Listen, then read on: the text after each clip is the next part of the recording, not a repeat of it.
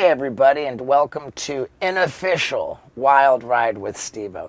It's officially the best episode we've recorded in a while, according to Paul Brisky. That's not the name I was expecting to come out of your mouth. They're just, oh, hey, Dwight.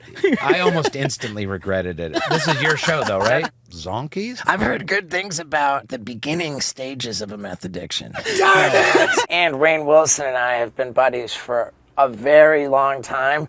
Just before recording this, I never told another person that I was buddies with him.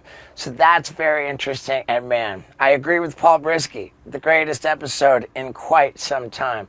So I'm just not gonna waste any time. Let's get into it. Let me see your head. Did you see the movie? I didn't. Was I supposed to get a link? Yeah. Yeah, you got a link. Oh, God damn it. Yeah. Oh, your mother. Yeah, well, fucking... So unprofessional. God damn it. I know We'll that talk it's about you it. and You'll be like, I didn't... Did you see the movie? No. You fucking asshole. Why did I drive to Malibu? Oh, my God. Oh, my God. I can use all this, by the way.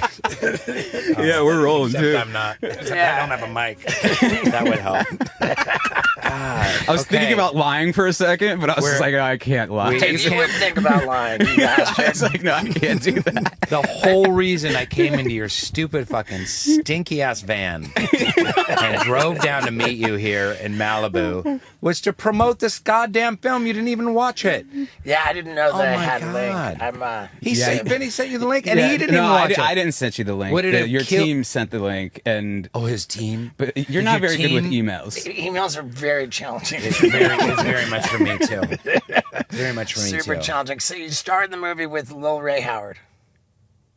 Almost. You're close. Okay. Yeah, Lil Rel Lil Rel Howery. Howry. Not Little Red Howard or whatever you said. Darn it! Lil Rel Lil Rel. Howery. Yeah, Howry. Yeah. Code 3 comes out September 12th. In theaters. Let me tell you about it. Okay, let me plant the scene. Okay, I'm going to set the scene. Okay. Picture a van like this. Only its purpose is to take sick people to hospitals. An ambulance. Very good. Very good. Yeah. Me and Lil Rel Howery are ambulance drivers, EMS riders on a night from hell. It's a comedy. It's a tragedy. It's a lot of fun. It's called Code 3, September 12th at a theater near you. No, honestly, it's. I'm really proud of this movie. I feel like it's pretty rare that you get a movie that like really makes you laugh and really hits hard, and also at the same time it's about something. Like it kind of dismantles and pulls the rug out from the American healthcare system and how fucked up and broken it is. Because most of these, one of the things we wrote along with a lot of EMS. For some reason, I'm talking to you more. Than you. It's all good. Don't worry about it. Yeah. This is your show, though, right? Doesn't matter. Yeah. Yeah, we're good. Okay. All right. That these we rode along with these EMS drivers, and they make practically minimum wage. Yeah. These are the people like we task with like saving our fucking lives. Right. And they're literally getting like $19 an hour. And how about this? The second that you accept a ride from an ambulance, you're on the hook for like $5,000. Oh yeah, or bucks, 10 right? grand or something like that. Yeah, But that money's not going to the people driving the ambulance. It's certainly not. Yeah. I don't even know if it's going to the ambulance companies or whatever. It's just going to insurance companies. But, you know, the American healthcare system is just so broken. I mean, we're the most powerful, wealthy empire in the history of the human species. And we can't just give our citizens like decent, basic healthcare. I couldn't agree more. You know, I couldn't agree more. And if there was a way that I could have encouraged people to vote for Bernie Sanders, I would have. But according to... Yeah, if only you had like a podcast or something. Yeah. Because then you could really like talk or interview him in your van. Do you want those cords hanging on the back of your head? Yeah, I love it. Okay. I love it like that. I saw something you said that you don't like to talk about politics, but you feel that even like the greatest candidate that the human species has to offer really wouldn't be able to make much change. I feel that way. Yeah, 100%. I mean, I love so much about what Bernie stood for and stands for still. And, Yeah. But if Bernie were put into the White House, like how much change could he actually enact? Yeah, especially in like 4 or 8 years. Like, I don't think with Right. that short time period, you know. And if anybody's getting bent out of shape, oh, Bernie, socialist, this and that. Like the thing that I like about him is that he wants there to be less wealth inequality. Yeah, less Just wealth that. inequality. I think that wealth inequality is at the root of like the biggest problems. Listen, socialism. We live in a socialist country. We live in a socialist country. We pay a shit ton of taxes. We pay 28, 34, 40%. And guess what? The government provides education for our children. The government provides this thing called Social Security. So when we're over 65, and that has kept hundreds of thousands, millions of people out of poverty. Because back before Social Security, you go back to the turn of the century, old people were just like starving to death in their apartments and like out on the street corners. So we have Medicare, Medicaid. There are so many programs that the government provides as a social safety net for the care of its citizens. So it's just where on the dial do you want to put that? That's the conversation. It's not socialism, not socialism. It's just like right now we're here. Do we include health care? Do we up some of these social programs and pay a little bit more into the pot? Cut maybe a little military spending in order to do so. Tax the rich a little bit more. It's like... It's just adjusting that dial. Right. But I do think that the system is so colossally broken, especially with just having 2 parties. We need to have 10 parties. Why is there 2 parties? Why is that a law? That's not in the Constitution. No one successfully, founded a third party, but the fact that you're deadlocked with each party trying to get like 51% of, the population behind it, and they're gonna throw wrenches in the work of anyone trying to do good in Washington, D.C. So people don't try and do good in D.C. They just try and gain more power in Washington, D.C. Yeah. With this movie addressing how Code broken... 3 in theaters near you on September 12th. In addressing how the healthcare system is so broken. I love that you're like mixing like the serious side of you with the silly side of you. Yeah. Is that like, did you write the movie? Like, were you involved in creating a movie that combined these 2 sides of you? Yeah. What happened was I met with this producer named Matt Smith and about this one project. And he's like, you're not right for this project. And he goes, but the script just came in from one of the writers that we have a deal with. And, God, you're really perfect for the lead. And he had me it was like 187 pages long, the original draft of Code 3. And it was a diamond in the rough. It was great, but it was just way too bloated and overwritten. It's written by this guy named Chris Leone, but the co-writer was an ambulance driver, EMS guy. So all the stories happened to him, all the stories in there, and they're outrageous. It's like being sent to go look at someone that's been dead in an old folks home for 12 hours. It's junkies vomiting on you. It's, shootouts with the cops at, and drug dens. It's the whole thing. All of these things happened to Patrick, the co-writer. But I was like, man, it's so funny and it's so raw.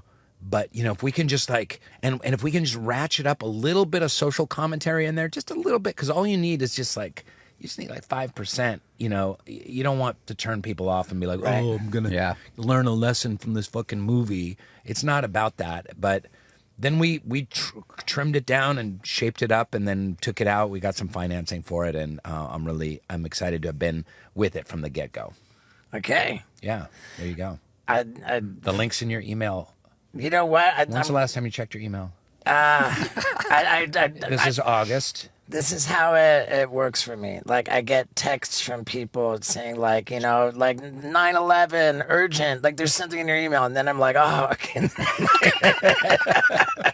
Yeah, and so that's. What is it about that? I'm the same way. I text people. I work. Sometimes I feel I'll text my agent and stuff, and they'll be like, it's in your email. It's like, I don't want to. There's some. Yeah. Is it You it know the what, way like- it's laid out or something, or is it how it's mingled with spam, or what? What is it? I'm not sure, but like periodically, I will hunker down, click unread, go to the bottom, and catch up. Like, Oh damn! and yeah, I'll do that. Yeah. And it's just the When you're on meth or something, you're tweaking through the night or something. You catch up in your inbox. not tweaking, but I don't doubt that initially that might help. I've heard good things about like the beginning stages of a meth addiction. Oh yeah, like it's Yeah. a lot of fun. A lot of fun. You get a lot done. People get a lot done, but then it just kind of turns on you. I think. Right. Yeah. I think all the addictions kind of work that way. You know, it's good. It's good. It's good until it wasn't. sure. You know what I Yeah, mean? yeah, It's, yeah. It works until it stops working. Yeah, absolutely. And, I know when I was in drinking and drug days, which are long behind me, there was a couple good years there. There was a couple sure. good years, and then some really There were a couple kind of great years there. Yeah. Yeah. and some middling years, and then some bad years, and that's no fun. There was bad, and we don't mind saying that we're all men in recovery. That's right. I love that, and you know, I've never told you this or any other person this because I care about like anonymity and meetings sure. and stuff. But Rainn and I are old recovery buddies. Oh, sick. Yeah, That's Yeah. right. We have been in rooms together. Yeah. yeah, Yeah. And I remember you talking about Baha'i quite a bit. Yeah. Yeah. And Good memory. And you've got your like you started the Lee Day charity to help with Yeah. with- Educating girls in Haiti. Yeah. yeah. Yeah. And I always thought that was the wonderful that you cared so much about that. Now, I Baha'i as a religion, it's very inclusive. Nobody's going to hell for what they believe. There's right? no hell. There's no hell in That's the Baha'i good. faith. Yeah. Yeah, it's you know, it was a faith I grew up in. Like many of us, I hit about 20 years old. I started a little later in my rebellious stage when I was about 20 into my 30s. I wanted nothing to do with God, faith, religion, morality, any of that nonsense. I just wanted to do what I wanted to do when I wanted to do it. So you're saying you grew up in the Baha'i faith, grew then up in kind of rebelled when Yeah. you became an adult. Yeah, and I didn't want anything to do with Baha'i or any. I didn't even want to think about meditation or prayer or anything like that. And you know, I've told this story a lot, but you know, the short version is, you know, kind of mental health breakdown mingled with addiction issues. Kind of brought me to a place where I kind of had to search for a higher power. I had to kind of find God and kind of harness myself to some meaning. And that's when I read a lot of the world's great spiritual, you know, books. I read the Bible and the Quran and the Bhagavad Gita and stuff like that. But I eventually came back to the Baha'i faith in my 30s, and as I was getting into recovery, and it's been a beautiful journey. But yeah, Baha'is believe that all the world's religions are really actually one religion that come from one Yeah. source. So Yeah. I like that. Buddhism, Hinduism, Christianity, Islam, they're all coming from the primal source, the creative force, you know, Yeah. the cosmic, you know, beauty behind everything that sends these holy teachers down every once in a while to educate humanity spiritually.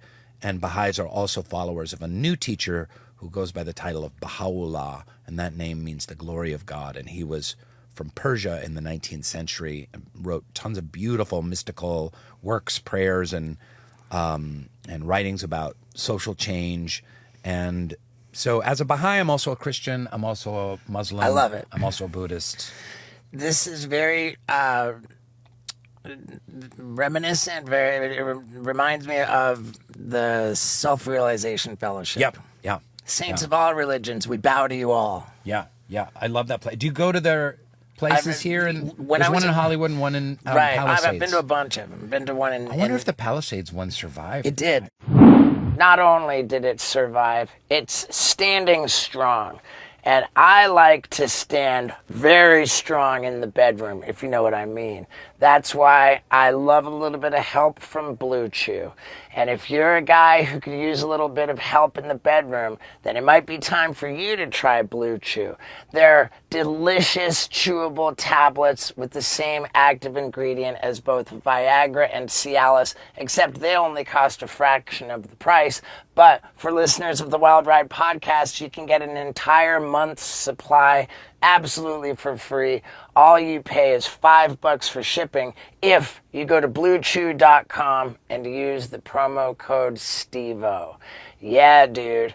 Get that help in the bedroom, survive, and stand strong by going to bluechew.com and using the promo code STEVO. Now let's get back to it. And absolutely, the first thing I did was check if my beloved self-realization fellowship is there. And I did like a 3-hour fourth step at that place. Nice. Yeah. That's In the gardens. yeah. That's fantastic. I was I charged admission.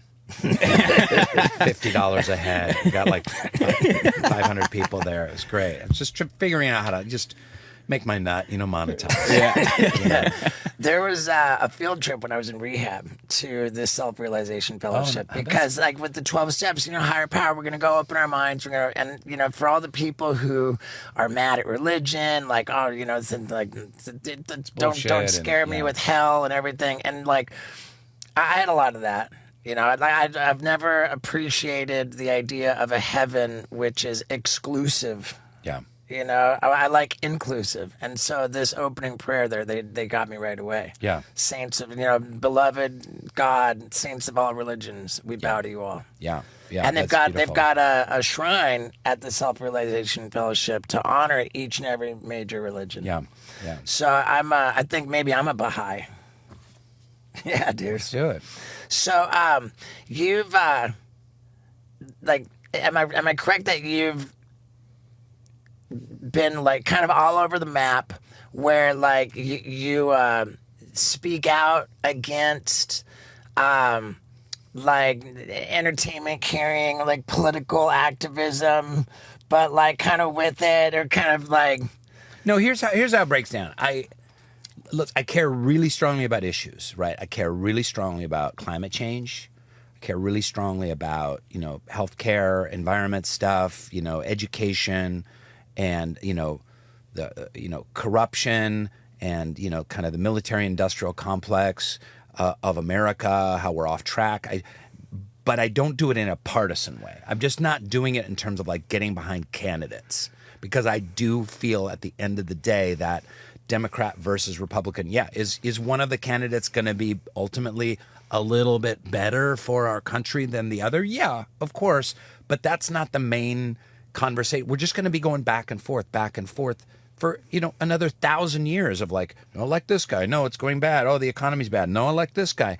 And we have to really change the system. We have to change the whole system. So it's not flooded with money. It's not flooded with corruption, that we have lots of candidates to choose from, and that we're not going to tolerate candidates that are in it for power, wealth, glory, and prestige, and are going to actually be, servants to the electorate. They're there to do what's best for America. But we have to shift our thinking around just this candidate versus this candidate, and we just get locked into that.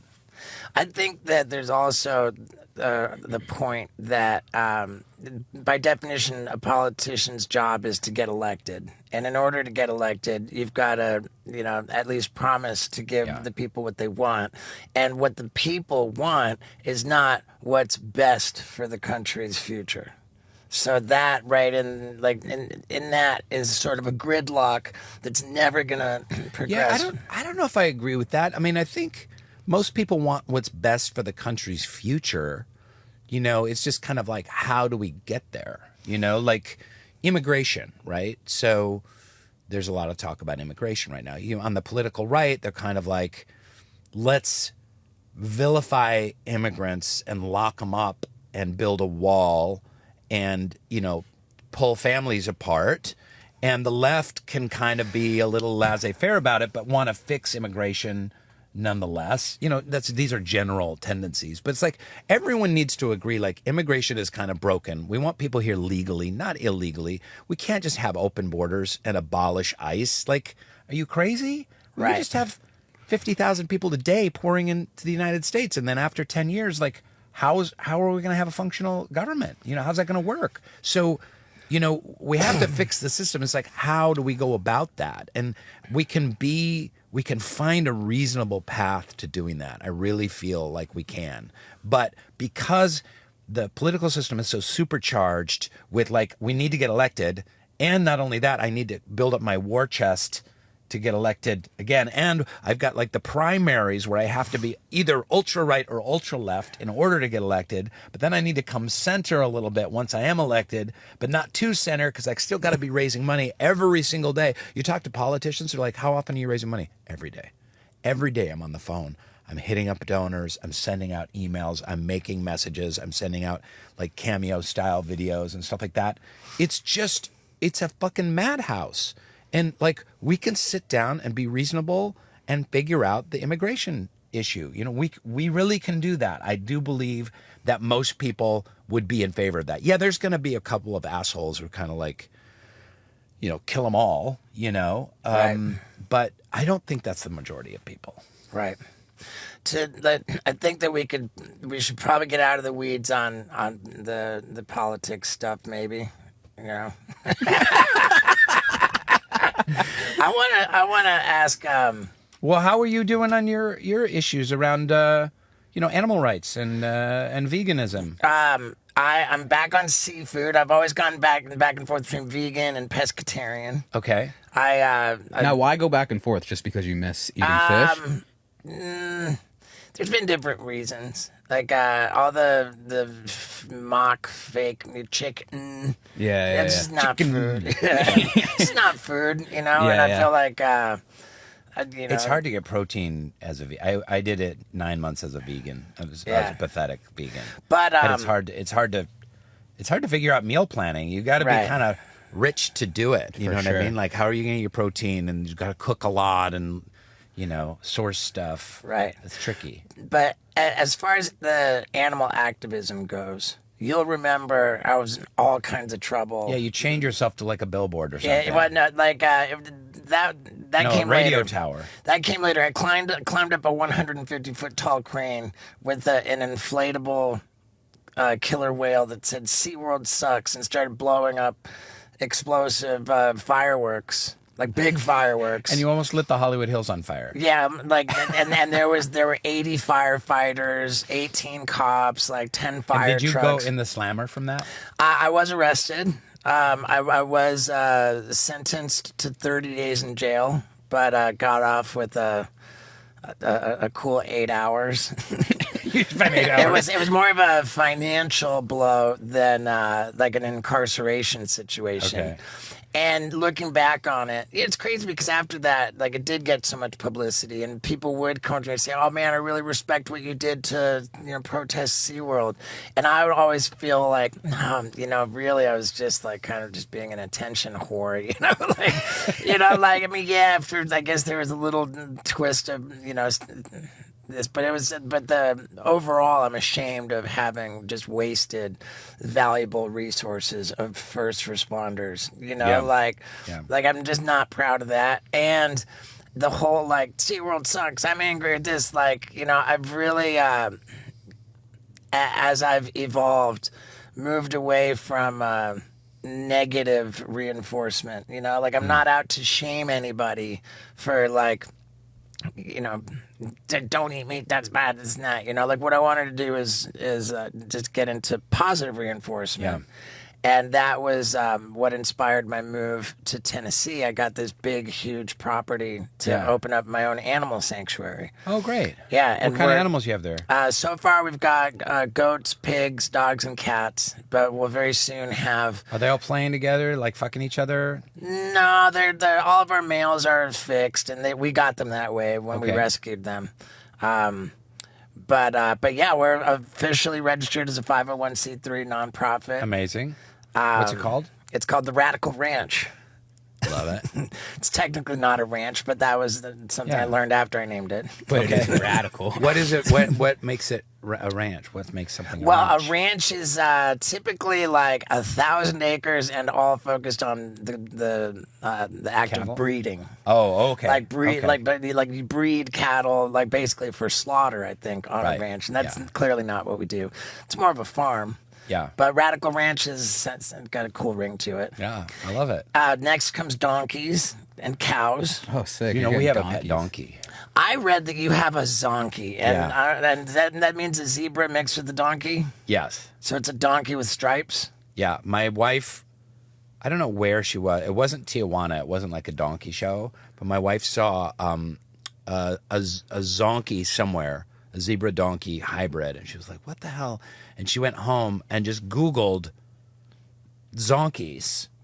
I don't know. I think she just put it in Google. And the first thing that came up was a website that said zebrasrus.com. And it was in Riverside, California. And she picked up the phone and she's like, do you guys like sell zonkies? And they're like, yeah, we just got a little boy, zonkey born. And she's like, well, how much? And she's like, you give us $5,000 and 6 months from now, once he's weaned from his mother, we'll deliver him to your house, door to door. And we had just moved into this like kind of farmhouse situation. In Oregon? It was out here in Ventura County. And then we had we had paddocks and stuff like that. So my wife, I don't even think she ran it by me. She was like, okay. She's like, babe, I bought a zonkey.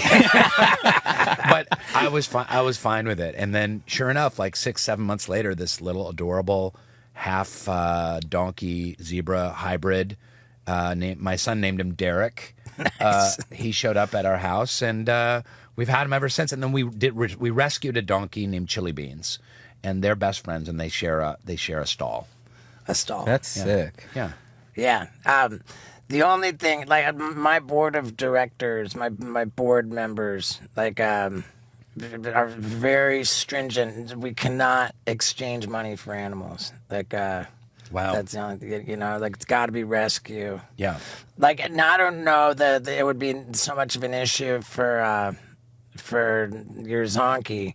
I think it's more about like we can't provide funds to like Yeah. you know systems that Yeah, I mean, this was not a zonkey rescue. This was a zonkey purchase.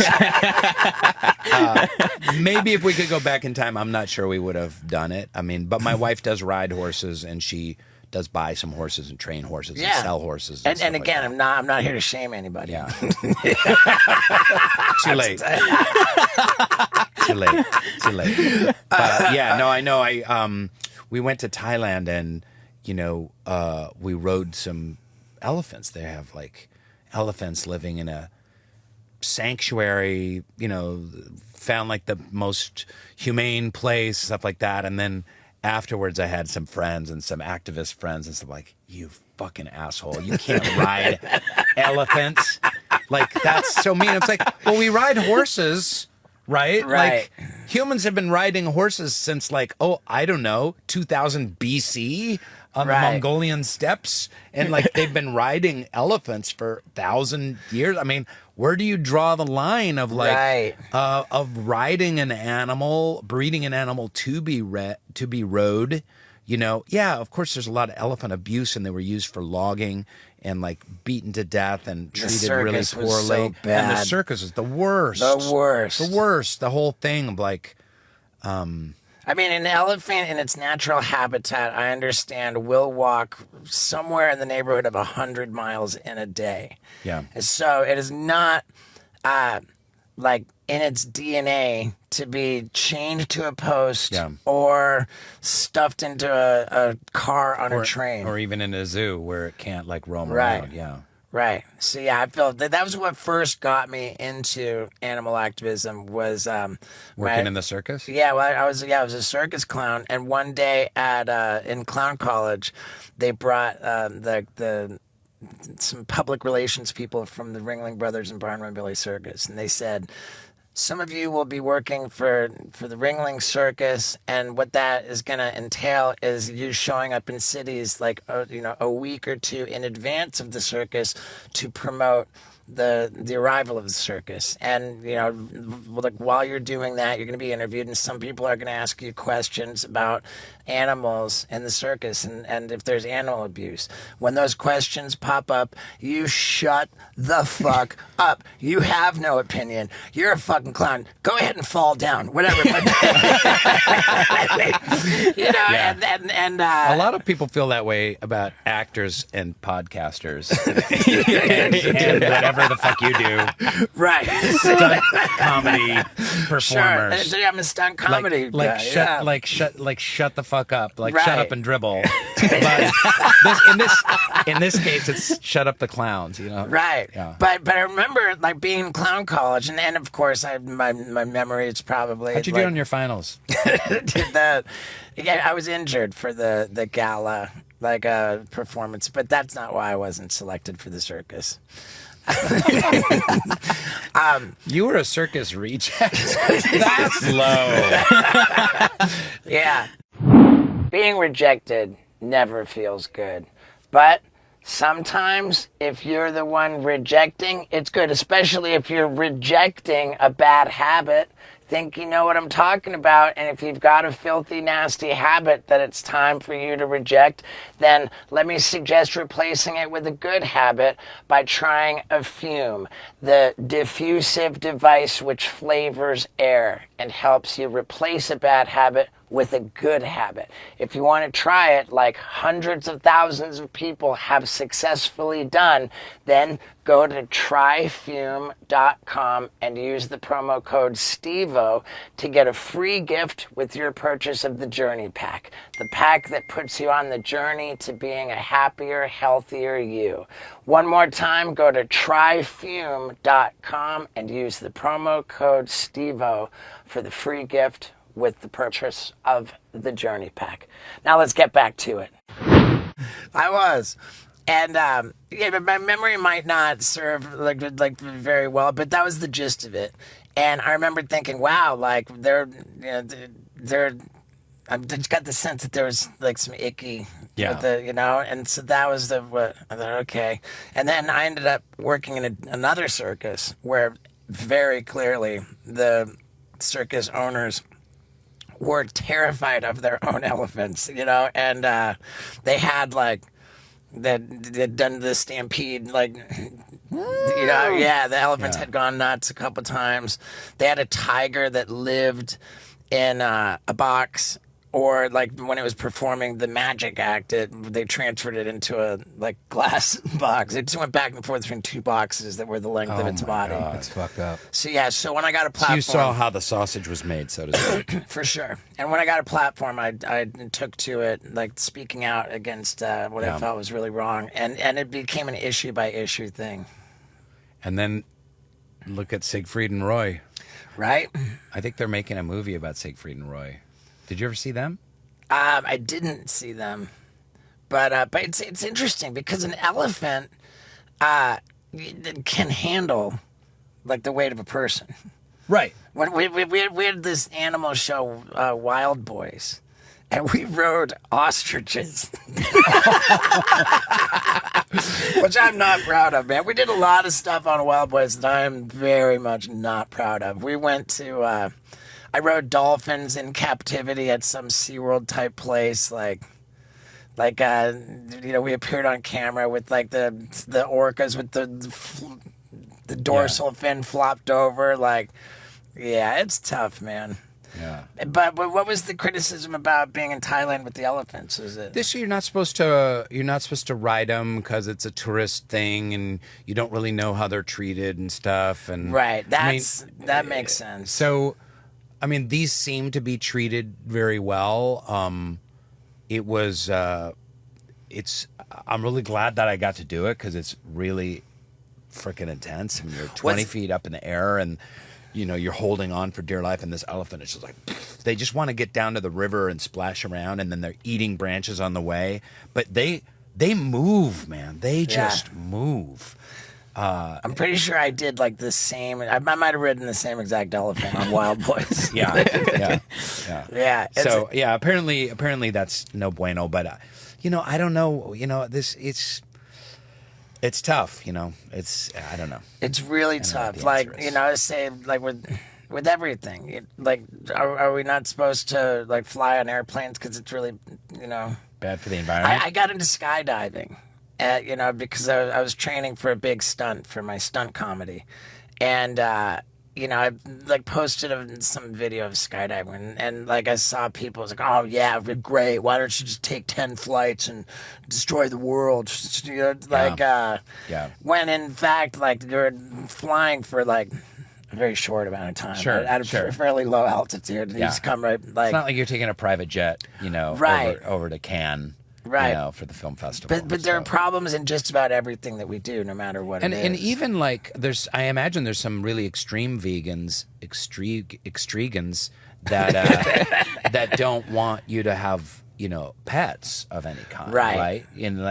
And they don't say like, you know, master and pet, like your animal companion or whatever, but then like is a dog really supposed to be in an apartment, you know? Yeah. And then like cats, domestic cats are the #1 contributor to the killing of all the bird species. Cats go out, you look at the numbers, it's crazy the amount of birds that cats kill and, you know, and get in the nests and the whole thing. And like, should we even be having cats? If you have them, should you even let them outside because they'll kill birds? I mean, it goes on and on. It's a lot of crazy ethical questions. I know it's The comments are lighting up right now in the YouTube. Absolutely. Without a doubt. I always do that because I've been in this business for a while, so it's kind of like you say things and you're like, you can just picture the what an asshole. No, you should do I can't do the comment section, man. It's, You don't read it at all. I don't. It's Yeah. it's just bad for mental health. Yeah. There's always going to be bad stuff. When I first got started as an actor was around the time that message boards started. It was kind of before. It was Well- like 2003, 4, and there were the websites, TV on Right. the net, websites. It wasn't like Twitter or Instagram or anything like that, or even Facebook or even MySpace. It was, but you could comment on it. And when I first started acting on TV and film, and then I would look up the show and the episode I was on, like, what did people say? And like, who's that weird fat pig that played that? And it was just like, oh, you know, Cindy from Iowa. I was like, Cindy from Iowa doesn't like me. And it would just go, because someone like not liking me, like just, Right. it gets me right Sure. right in here. Right, it does. I think that's most people, but for like alcoholics, big time. Yeah, big time. Yeah. Now you say when you started, but you were a theater nerd way before that. Yeah. I spent the 90s as a theater nerd in New York doing theater and tours and Shakespeare and regional theater and making like no money at all. I don't think I did the calculation once. I never made as an actor over 17 grand in a year for the first 9 years as an actor. And that's why you drove a moving truck. Yeah, I drove a moving van called the Transcendent Moving Company. I took our wedding money. I took $1,200 of our wedding money and bought a cargo van. And then I moved people, like their futons and bookshelves and lamps and stuff in New York. And you made more than 17 grand a year doing that. I did. Yeah. I could work as much as I wanted and make as much money as I wanted. It was a crazy, like, all I needed to do, put an ad in the Village Voice and staple up a bunch of flyers. And there was no limit to how much work. I could work every day, 8 hours a day, cash off the books. You know, I would charge like $70 an hour and then like $35 an hour for every additional guy. This was in the 90s. It was really good. You know, I got nice piles of cash that got me through until I got theater gigs. And then all of a sudden I get a theater gig and they're like, they're going to pay you $607 a week. And after taxes and commissions, you're going to take home $283. So I had to subsidize my acting career. You were like classically trained in so many different ways. I'm so good. Yeah, like I mean, I didn't even like Bachelor of Drama at what school? NYU. NYU. Yeah, it's not clown college. In some ways, it's kind of a clown college. Yeah. The amount of money they charge to. I went to NYU acting, and I got a bachelor's there in acting, and we did like, did Shakespeare and we had a circus class. We did tightrope, trapeze, juggling. We had clown classes too. It was a little bit more in like European clown character stuff. And I always thought of Dwight Schrute as like, he's like a clown type. You could have kind of like the weird uptight clown version of Dwight Schrute. I don't know about like the floppy shoes and the big nose type of clown, but the Pee Wee Herman or Borat type of clown. There's a character there. Well, I mean, no doubt. Do you? I mean, it's weird. The Office is so just iconic and like it's crazy. A lot of people get they're like, oh, like I don't want to be known for that anymore. Like that. Yeah. Do you feel trapped in Dwight at all ever? Do I feel trapped in Dwight? That almost as if that's what she said, but it's not quite. So, yeah, listen, it's a two-headed serpent, right? Like, sometimes it's like, oh my God, people shut the fuck up about Dwight. Like, that was, first of all, the show ended like 11 years ago. And, I started it. My son was born when we were shooting season 1. He's almost 21 right now. Right. So it's all a very, very long time ago. I played dozens of roles before I played Dwight. I played dozens of roles after I've played Dwight. Right. Even while I was playing Dwight, I played other roles. And, but at the same time, like, you can't fight it. This is like, I lucked into one of the most iconic roles on one of the best shows in TV history. I really believe that. And I'm so lucky for it. I mean, God, I paid off my student loans from NYU. I got to buy a house. I got to buy a Zonky. Everything Rainn Wilson just described is a lot to be grateful for. But you know what I'm grateful for? Is the health of my dogs. And they're not going to live forever, man. So I want to just squeeze every bit of time I can get. And the way I do that is by feeding my dogs Ollie dog food. This is real, nutrient-dense, like refrigerated, actual food that's super healthy for my dogs. And I believe it's going to make them live a lot longer. It's the only way I've gotten Wendy to eat blueberries. And they, with all the antioxidants, very good for her. So I'm very, very confident in encouraging you guys to try Ollie dog food. And if you do, you got a happiness guarantee with your first box. If you don't like it, if your dog doesn't like it, all your money back. And that is guaranteed.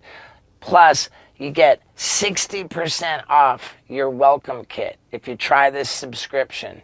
That's 60% off if you go to ollie.com/Stevo. That's OLLIE.com/Stevo. And use the promo code Stevo at checkout to get 60% off your welcome kit with your subscription. And you've got nothing to lose because there's a 100% happiness guarantee with your first box. So if you love your dogs and you want them around longer, try Ollie Dog Food. Ollie.com/Stevo and the promo code Stevo. Now let's ride this officially amazing episode all the way home. It opened the door to doing movies. Like I still do like appearances at like fan conventions and stuff like that sometimes. And, it's a great way to make some money for Office fans and meet the fans. And, I have a podcast too, and I think a lot of people originally are drawn to that podcast because they're Dwight fans and they've gotten to know me a little bit through Dwight. So, but it's a two-headed sword. I mean, I would like to kind of like, I'm still act. The Code 3 is coming out, and I still do roles in theaters on September 12th. Yeah, very nice. Thank you. But I would love opportunities to play other roles. It's kind of like, hey guys, like I did a pretty convincing job playing Dwight Schrute and convincing you all that I was a beat farming paper salesman. Like I could play other roles too, by the way. Right. I don't have to just play Dwight. I'd love, I'd love more opportunities, and I do think in some ways it kind of limits you. It's kind of like, it's going to say, I always say, like, it's going to be on my tombstone. It's like the guy who played Dwight. Yeah. You know what I mean? Right, for sure. In some ways, it's similar with you with Jackass, sure. right? Because you have a comedy career, you sell out comedy clubs, you've done comedy specials. Right. No one's ever gonna know me for that. You've written books. You've got your causes now, your ranch and stuff like that. Right. But you're always the guy who sucked on the camel's ball with the electrodes in your gonads or whatever. And I absolutely. That's a good prank, by the way. Sucking on a camel's ball. Yeah. I relate to that so intimately, and my position is that if I were to get bent out of shape over never being able to break free from Jackass, then I would be very unhappy in life. Yeah, yeah. Like I remember, there's a certain measure of acceptance. Not a relationship or a friendship that aged very well, but I used to be friendly with Ron Jeremy. Okay. Wow. That's not where I was expecting. That's not the name I was expecting to come out of your mouth. Right. I mean, I knew him before I got clean and sober. Not that he was. I don't think he ever even drank. I think it was. But the reason I bring him up, Ron Jeremy, really didn't want to be like. He known for porn. He wanted real roles. He wanted to be known for his comedy, for his acting. He really wanted to put some distance between him and the porn. It's like Tony Hawk not wanting to be known as a skateboarder. It's the first time I've been compared to Ron Jeremy. I'm not comparing you. There's very, very. I'm just saying another example, probably a better example, not somebody I know personally. But I understand that Alfonso, I'd say Carlton. Oh, yeah. Carlton from The Fresh Prince. What's his name? Because I hope this isn't Siri? I hope this isn't disparaging or negative, but I understand that it's like not okay to call him Carlton. It's like, yeah. Well, it is one of the things that's very annoying to me is when people just call me Dwight, like just like in a store, like, "Hey, Dwight." It's like, wait a minute, I'm in a store. I'm obviously like what? Right. Like what? How does your brain work to think that you would call me Dwight? And it's not people being funny. They're not like, "Hey, it's Dwight." For sure. They're just, "Oh, hey, Dwight." Like, wait a second. Like, come on. Like, come on. Yeah, that's so. Your name is Scandinavian. Is that right? That's why Rainn with two N's. Who's that? Have you ever met anybody named Rainn with two N's? Have you ever met a Scandinavian named Rainn with two N's? I don't know. I'm asking you. I heard about Norwegian descent. I'm guessing that's where it came from. This was your research for this podcast. You read my Wikipedia page. I've read that, and I had a very deep discussion with ChatGPT.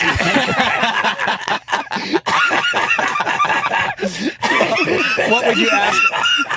Let me see your phone. What did ChatGPT tell you to ask me? Okay, let's see here. I did the same thing. I've got my own cheat sheet right here. While you could have been watching my movie. That comes out when? September 12th, Code 3. Yeah. Your Wikipedia, by the way, does list your name as Rainfall. Heat wave. Yeah. Yeah. No. A couple things. So I do some nonprofit work with an organization called Climate Base Camp. That's a climate change communication company. We try and do funny out of the box kind of videos and activations around climate. And we did this thing called a Arctic Risk Name Changer app. We made an app where you could put in your name and it would randomly generate a name for you that had to do with the perils of losing the Arctic to climate change. So mine was like rainfall, severe weather, drought, Wilson, or something like that. And I changed it on my social media handles. Actually, we had hundreds of thousands of people who engaged with it. It was really cool. It was a great activation. But that's still out there. But then also what I really love is like my fans will change my Wikipedia page in some really delightful ways. For years, it said that I had an alpaca farm, and someone had just put that on the Wikipedia page, and I'd be asked about it, and then it also says my name is Rainn Dietrich Percival Wilson. Like, there's no Percival has never been. I think that's endured. It has endured. That's still on That's there. been like 10 years. I've been Percival on there, and I love it. I love it. Yeah. Do you actually have is it a pot-bellied pig? Yeah, we have 2 Vietnamese pot-bellied pigs, Snorty and Amy. Yeah. Dude, it's amazing. Yeah, they're both rescues. Yeah, Yeah. bless your heart for having Yeah. the animals. Yeah. Okay, of the ChatGPT Yeah, what did it stuff, say? I did like this. You've called fame a kind of spiritual pollution. I said that? That's what it says. Okay. What did you mean by that? Well, I want to hear. I want to hear what you have to say around this. Right. I mean, okay, like there was some stuff, but the notion that fame fundamentally changes people, and I was mulling that, I was chewing on that, thinking, of course, your experience is gonna, form like who you are, like to some degree. Does fame? Well, let me say, I don't know about changing people. I mean, everything we experience in life changes you in some way. Like you get in a really bad car accident, it changes you. So I was a struggling actor for so long. I became famous pretty much around age 40. So I was older when I got famous, and it'll fuck with you. It'll fuck with your head, especially if you're an addict, an alcoholic, like and you already have like some trauma stuff, you have self-esteem issues, you feel less than a lot. A lot of actors get in the business because essentially they just want attention and to be loved and adored, right? time. And then all of a sudden you get famous, and then you walk everywhere. You know what this is like. You walk around like, I love you. Oh my God, you're the best. I love you. I love you. You're literally, and you're like, oh, like, and then it's really hard to keep that in check. It's really hard to be getting like waves of love and attention and money and jobs when there's something kind of fundamentally broken inside of you. And so in that sense, I think it is a kind of a spiritual disease. It certainly was a test for me for many, many years. I feel like I'm so much better at it now, but you just get imbalanced because you're just like, what's real, and some people would say, well, they do love you. They love the character that you played, or the characters that you play, or the stunts that you do, and the comedy that you do. And you worked hard for that. And I have worked hard for that. And this is, this is a payoff. So in some ways it's great. And I'm certainly thankful for the opportunities, but it can also be really insidious. Don't you think? For sure. Especially when you take into it, like, I remember like an experience coming through the airport. There was like one person like, oh my God, dude, I love so much like something that you just did. Like, oh man, thanks so much. Like that means the world to me. And then like a moment later, I get to the TSA, and the TSA person's like, man, what happened to you, dude? I haven't seen you in anything for like forever. Yeah. Neither experience, neither of those two things matter. And that's the thing that's so hard. But for us that's to, the spiritual test right Right. there. Like, yeah. accolades and love is false, and criticism and kind of, Right. is also false, because the ego state and the bonding with the ego it's all an illusion, Right. And I I've always said that when I see negative comments about me, they really, really affect me when I agree with them. I've had a lot of experience with that. Like, I feel like I've gone through some pretty major growing pains over the last few years particularly during the pandemic. Like I couldn't be on tour, so I took to like effectively monetizing my social media following by getting really like sophisticated with my merchandising operation, and everything turned into a promotion on my platforms. And it turned into quite a lot of negative feedback, with which I was inclined to agree, that I had become a shill, that Steve-O used to be addicted to drugs, now he's addicted to money, and like, Whoa. and I just felt like oh, I did go overboard with all that, and I needed to take a step back. That's amazing you can admit that. How did you kind of come around on that? I just saw, I mean, you asked Vinny. Vinny was right there by my side the entire time. I was like, dude, like, I'm not making everything a promotion anymore. Like, I'm not doing it. Yeah, it was tough for a while because, like, you have so many people that you have to pay. You have this really big business, and it was driving him fucking nuts. There's so much pressure on me because there are many people who I'm their livelihood. Yeah. Fire Vinny. Right. Vinny was not an issue at all. But like there were, and I had my dad, who is like a successful businessman, and like, Oh, that's right. yeah, my dad. So I'd my dad's forgotten like that. very, very capitalistic, very corporate, like, Yeah. and like there's kind of a function of making dad proud, like, oh, dad, look what I earned, and there's like just all the. What was your dad's opinion on the whole promotion thing, though? Did he want you to continue promoting, or did he agree with kind of falling back? I think that he understood. 'Cause Yeah. he got to a point where like promoting just wasn't effective anymore, and it was bringing about like this harsh criticism. Yeah. So like what I think it's important is not to kind of bend to the will to everything, but like let that do what my gut agrees with that, then I got to do something about it. And and I did. And in the midst of that kind of difficult time that I went through, I brought it up with our Jackass director Jeff Tremaine and Johnny Knoxville, and Tremaine said, "Dude, don't worry about what people say. A pat on the back is just a foot and a half above a pat, a kick in the ass."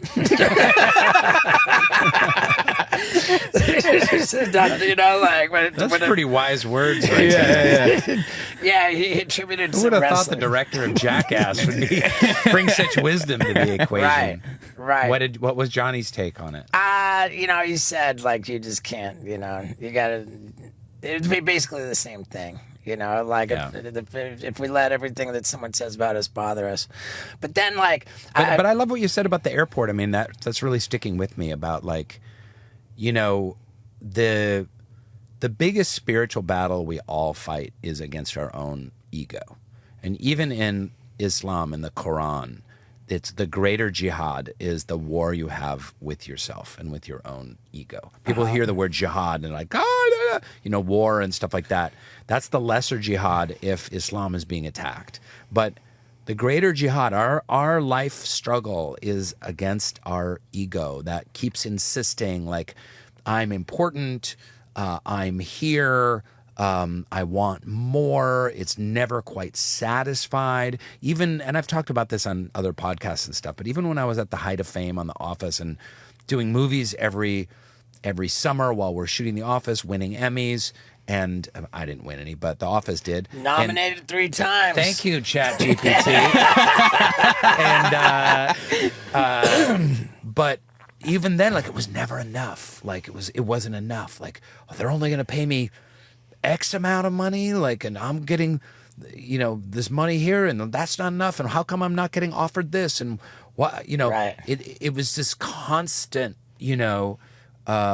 struggle. And to hear like someone saying at an airport, "You're amazing, I love you," and you can honor them, say thank you, God bless you, and someone else like, "I haven't seen you working in 10 years." It's like, thank you, bless you, like let those things wash over us like waves, and we're just here, and we're on our mission, and we're telling stories, and we're Right. trying to cheer people up and make good content and have families, and we're we're doing our best, and just hold to that. But it took me a while to kind of get to that place. Yeah, man. I had like in this whole thing with my struggles, like podcasting. Like you have a podcast. Yeah. And presumably you have podcast sponsors. You do ad reads for them. I had the opportunity to have Mark Wahlberg as a guest on the podcast. Oh, nice. Yeah, and at the time, He doesn't do many podcasts. If I know, any. yeah, he doesn't. Yeah. I was, and I've told this story, so let me not belabor it. But I was telling Mark Wahlberg how, like, when I go through challenging times, like, it always, like, the one thing that helps is let me just focus on where's my faith in this, like my relationship with my higher power. I got to put that first. And I was really, really, feeling strongly about that. And then, like, the podcast goes out, and I remember I was hiking through the state park with my dog, and it hit me like, oh my God. Like, I don't need to read the comments on this one. I went from talking about how important my faith is to me and had the audacity to cut from that conversation to an ad read for gambling. and I was like a sports betting kind of thing? Yeah, Or- 100%. Yeah. Which I had justified, I'd rationalized, I'd got into it because I'm a big fan of the UFC fights. Okay. And so it was always like connected to promoting like a big pay-per-view UFC event that I was legitimately excited to watch. And so it was like, oh, I'm going to pick who I think is going to win, and it's get paid by the gambling. But I couldn't, and I called up my podcast guy. I was like, dude, I can't do the gambling anymore, and I haven't done it since. Oh, you haven't done DraftKings since? Not one fucking shit. time, man. I feel better for having done that. And ChatGPT asked me to, suggested that I ask you about like your spirituality when it conflicts with your showbiz.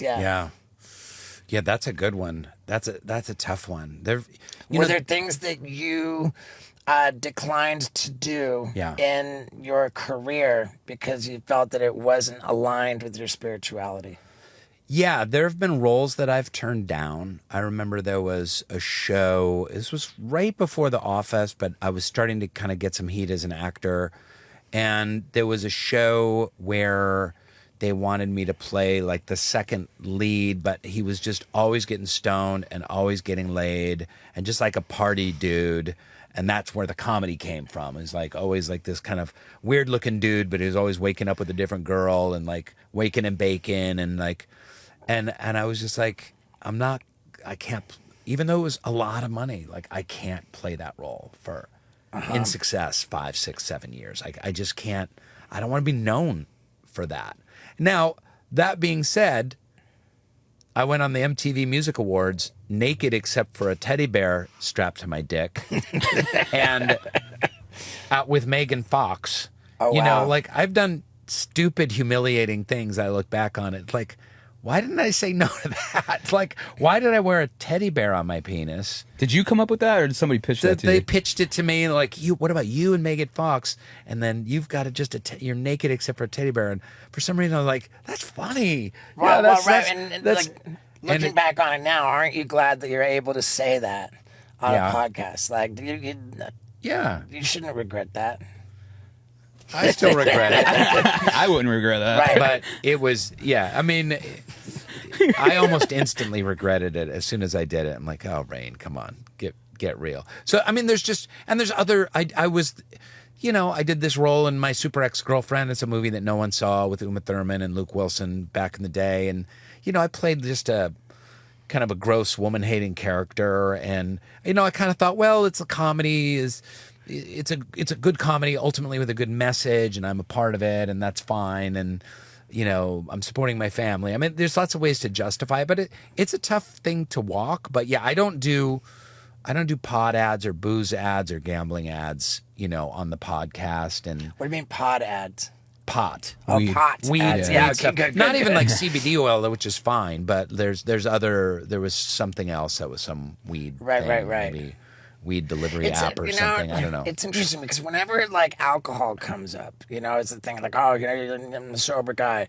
Like, I'm not mad at alcohol. Like I always say, like, I'm a little mad at alcohol. okay. No, Well, I remember us having a conversation about this back in the day. I don't want to interrupt you because I want to hear it, but I feel a little differently than you around that.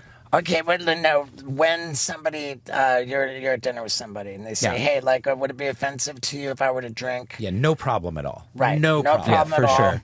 Like, I always say, hey, like what's in your glass isn't entering my body. As opposed to if they were going to light up a joint, then I'm breathing it in. Like, I don't want to breathe it in. The secondhand smoke is an issue for me. Yeah. So I don't want to be around smoking cigarettes. But my attitude with alcohol in that kind of a context, I say, hey, I appreciate you being considerate. I'm grateful that you asked.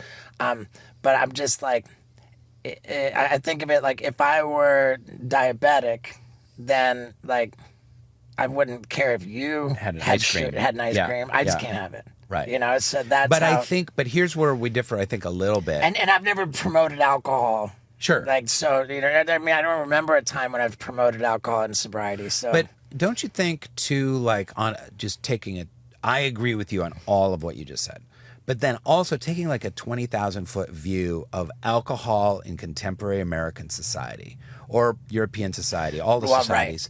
Like, you take a look at it, the number of wife beatings it's caused, 100%. boat Yeah, accidents, absolutely. car accidents, drunk driving. For sure. And now, over the last 5 years, the evidence, the hard data around how bad alcohol is for your health, like physical health, Right. increases strokes, increases heart Yeah. disease. Okay, you're right. Then it's like, you look at it, it's like, I don't want to be a prude or anything, and people can choose whatever they want, but it's a pretty destructive chemical by and large. And also, like, why is everyone medicating themselves all the fucking time? Like, what is it about?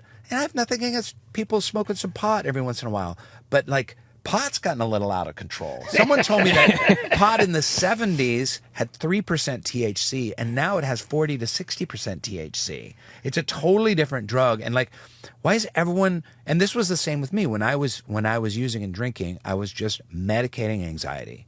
I just didn't want to deal with myself and my feelings. So anything to escape, medicate, Right. soothe, and then it became a problem. It became a crutch. I couldn't get through the day without medicating myself somehow. And aren't we doing that culturally? Maybe we just need to, like, what if we just took 2026 off from all all drugs and just like let's look at our shit.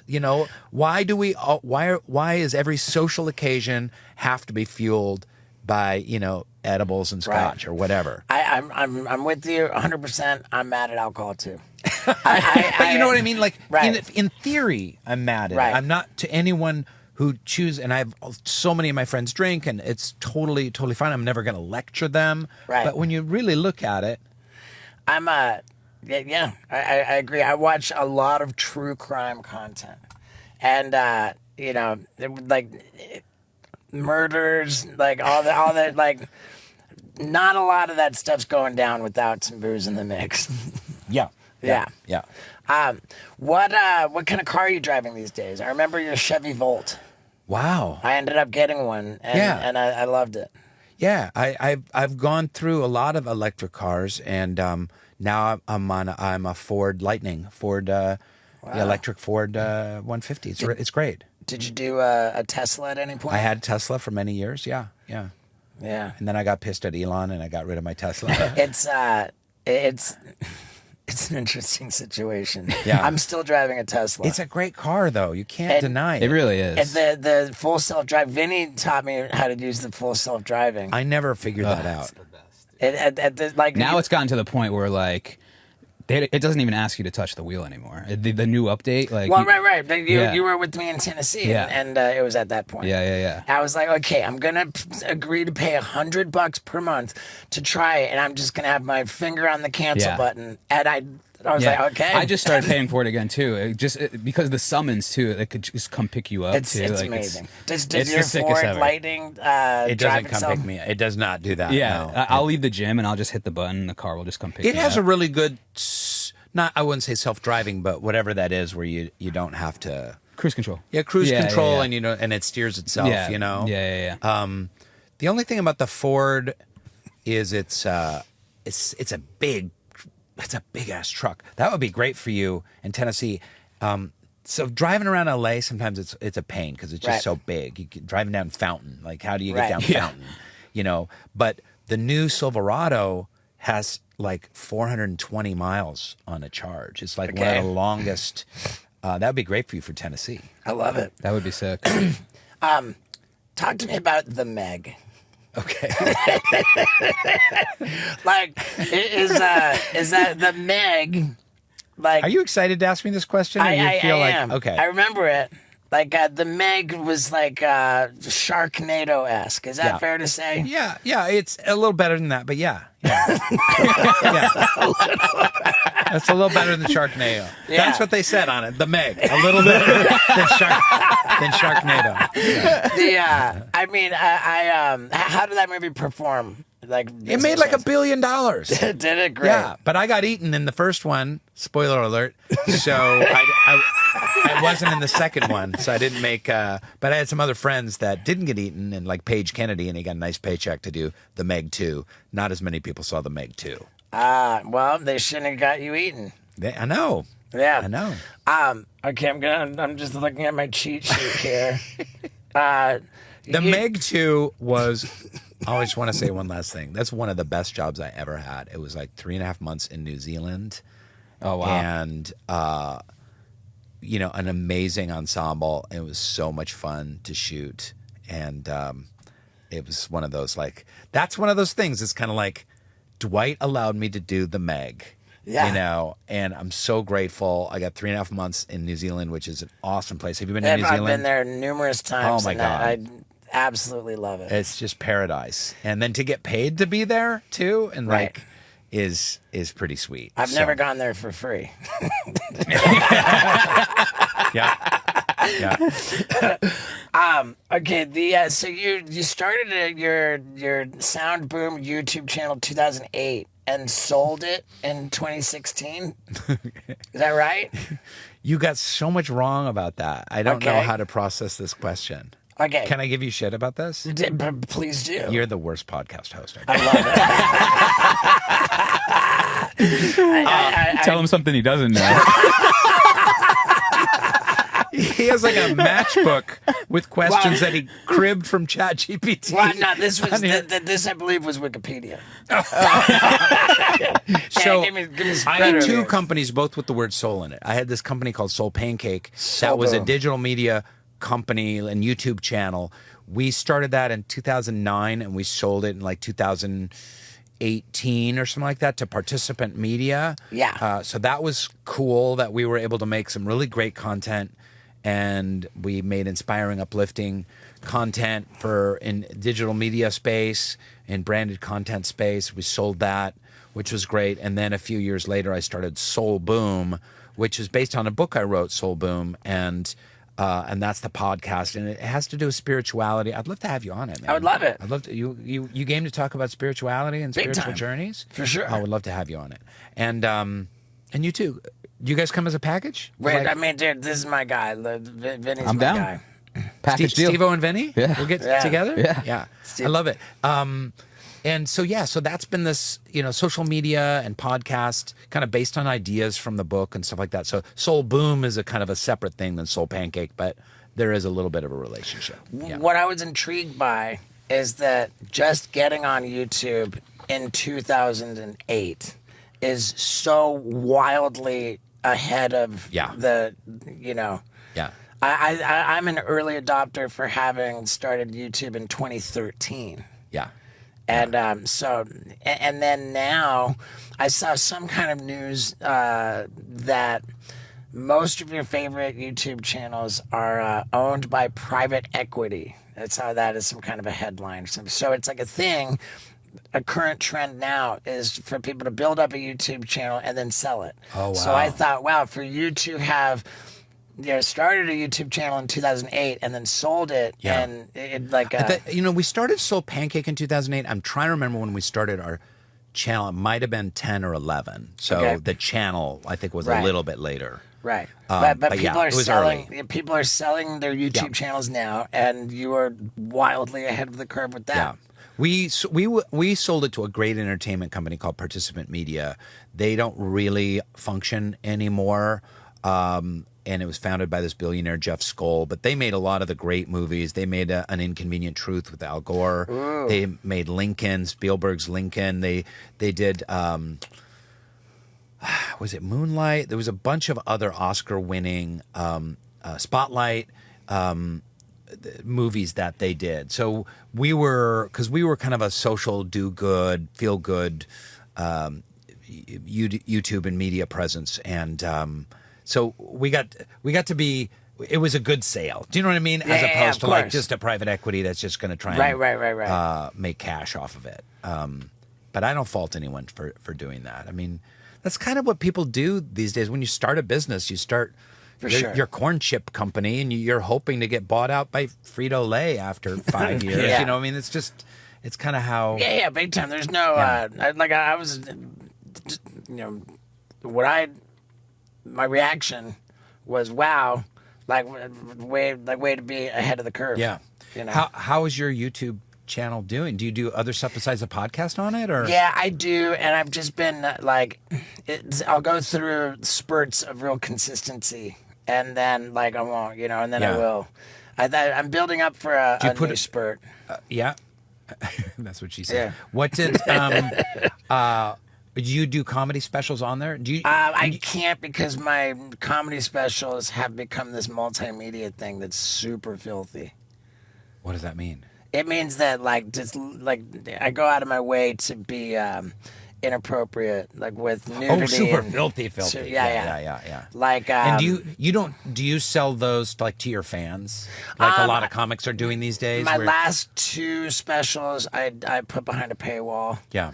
I don't know if I'll do that again. I think because now I've just figured out how to just host it on my website. I've got my you You still have a website? That's a yeah, thing? I do. Wow. You'd be proud of me because my last comedy special that I put out, the closing scene. Wait, someone's knocking on the door of the van. Yeah. Don't come a knocking when the vans are rocking. We're wrapping up right now. Okay. Yeah, that's cool. That was the universe thing. Steve-O, shut up about jacking off in an airplane. I simultaneously ejaculated as I left an airplane, skydiving with another man strapped to my back. And I was naked. You were naked, stroking, ejaculating, jumping Yeah. with a man behind you. Strapped to my back. Yeah, the tandem guy. I called Wow. it skyjacking. That's skyjacking. Yeah. Is that in your comedy special? It was, yeah. So yeah, did that qualify as my last comedy special as officially XXX rated, and it streams completely for free with no paywall and no ads at steve-o.com. Right on the front page. All you gotta do is click I'm over 18. I am totally not watching that. Good. Are we getting booted out of the parking lot? Yeah. Yeah. What did they say? 2-hour parking. 2-hour parking. All right. So they kept They were track. keeping an eye on me. Yeah. I mean, It's it's kind of hard to amazing. miss. We look like a meth lab. Yeah, a little bit. There's a little Yeah. Breaking Bad Yeah. vibe Right. going on Yeah. here. Yeah. Well, I'll tell you what, dude. I love you. You got anything else on your cheat sheet? I just Your chat GP cheat sheet? I was quite impressed by the amount of high level voice work you've done. Oh, okay. Yeah. I mean, Yeah. I'd be curious on a pie chart. Do you ever do that? Do you have a distinctive voice? You ever do Yeah. cartoon voices or anything? I've done a lot of little low level stuff. Uh-huh. little bit parts and super random things. And there is a YouTube video to be made of all of my my voice work career to show like the different. Yeah. I just, distinct, but not a lot of diversity. Okay. I think what makes a successful voice actor is when they can, when they can sort of suit it to the yeah. Like old Hank Azaria can do a lot of things. Yeah. On a pie chart for your television and film, like your overall earnings, like voice work would be a pretty substantial slice of the pie, huh? Not so much. I mean, I've done a bunch of animated films and then some TV and stuff like that, but no, I'd put it 10 or 20% as voice work. Yeah. Okay. More is acting and stuff like that. Yeah. So okay, pie chart. Serious acting versus like silly comedy. serious acting, like 20%. But there's a couple pieces in there that, I have this like you said, like there's a YouTube video to me. One of the things I was going to do on my like Instagram is like a tour, like Rainn Wilson movies that no one ever saw. Cause I did like, I've done like 10 or 15 films that I was like really proud of. I'm like, oh, it's going to break through, and no one saw it. Just crickets. Yeah. And, there was one, did you ever see Hesher? Did you? Ooh, wow, that sounds like a heavy metal Hesher. Yeah. No. Yeah, and it's with Joseph Gordon-Levitt and Natalie Portman, and I had a lead role in it. It was a dramatic role, and it's a really magnificent, fucked up film. And I was like, oh, Joseph Gordon-Levitt, Natalie Portman, this is like a kick-ass film that's soundtrack by Metallica. Wow. Are you kidding me? No one saw it. And it was that was like 10 years ago. I was like, mwah, mwah. But I do want to do a thing of like... I need to check that out. Rainn Wilson films that no one ever saw, because there's a lot out there, and some of them are dramas. So I made one called My Humiliating Acting Career. Featuring every movie that I was in other than Jackass, which nobody knows about. It was a fun, hilarious video. that's great. Yeah. But dude, so is there anything that we can get the word out about? Like maybe you've got any projects coming up? I don't think there's anything. There's one maybe like no. any Nothing. I got nothing. Yeah. What about Code 3? Oh, wait a minute. Yeah, there's a movie coming out September 12th, Code 3. Yeah. I hope you guys will go see it on opening night. This is going to be a wide theatrical release. Is this going to come out before September 12th? I would love for this to come out next. Yeah. Cool. Steve, I love you, man. It's so good to see you again. It's been a long time, man. It has, man. Yeah, all right. Yeah, brother. Thanks, man. So, let me hear it. Do you guys agree with Paul Brisky and myself that was officially the greatest episode we've recorded in a while? I mean, I don't know. You stuck around to the end, and that means I love you so much. Let me tell you what's up with me real quick. I'm outside a comedy club in California, Pasadena, the Ice House, where I taped, we big shoot. It cost over $70,000 to shoot the opening sequence for my Crash and Burn tour. And it was a big gamble. It's already in the show. I'm like, Paul Brisky, show him. Like, I told him, Paul, this needs to be in the show, like, the day after filming it. And it was. And then a better version of the show. Better version tonight. And we got Mr. Johnny Knoxville in the house tonight to see the whole show and how many times he both appears in it and is mentioned in it. Like, I told him, dude, you're all over the show, dude. You got to tell me what you think. So the pressure's on tonight. I'm going to get to it. I love you. Thanks so much. Hey, everybody, and welcome to a medicinal wild ride with Steve-O.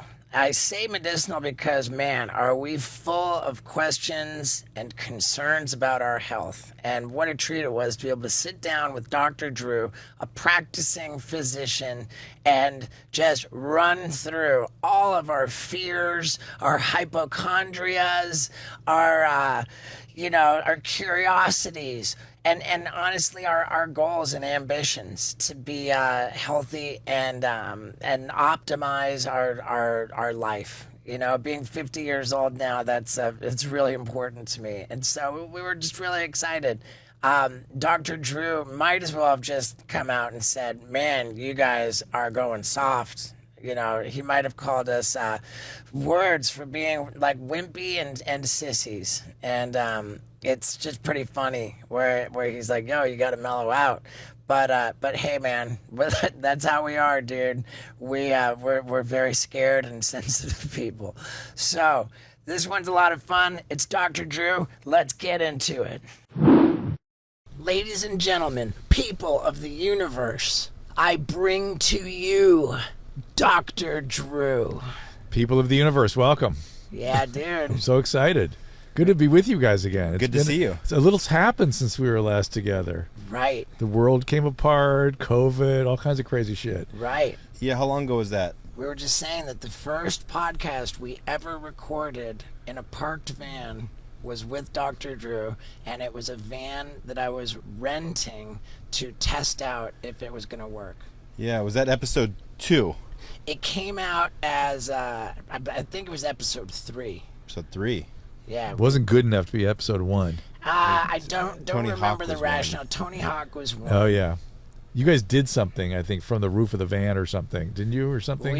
We're always doing yeah, something. so yeah, so I think that's why you got number 1. So we've got so much to get into. Okay, I'm ready. I don't expect you to know of the UFC fighting legend Donald Cowboy Cerrone. No. He is famously on steroids. Okay.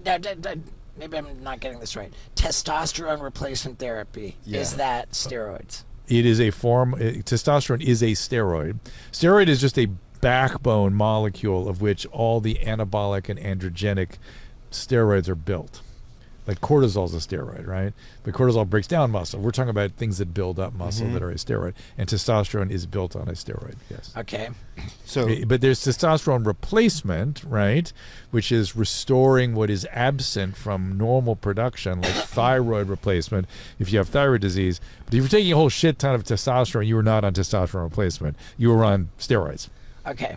Got it. Now, we spoke to you not long after your prostate cancer. Yep. You Yep. said that you were not allowed to. Correct. To But take I would love to testosterone. take it. I would really love to take it. In fact, I brought it up again with my oncologist, and he's like, you don't need it. I'm like, okay. Well, I feel like I need it. but you said after 5-year remission, you can look into doing it. No, again. no. What I said was, well, who knows if because I've been so preoccupied with wanting to do it. Who knows what I actually said? But what would be more accurate was to say that when I sat down with my surgeon in 12 years ago, I said, in 5 years, you're going to put me on testosterone. I said, I'm Okay. going to get through this, and then at least I'm going to look forward to that.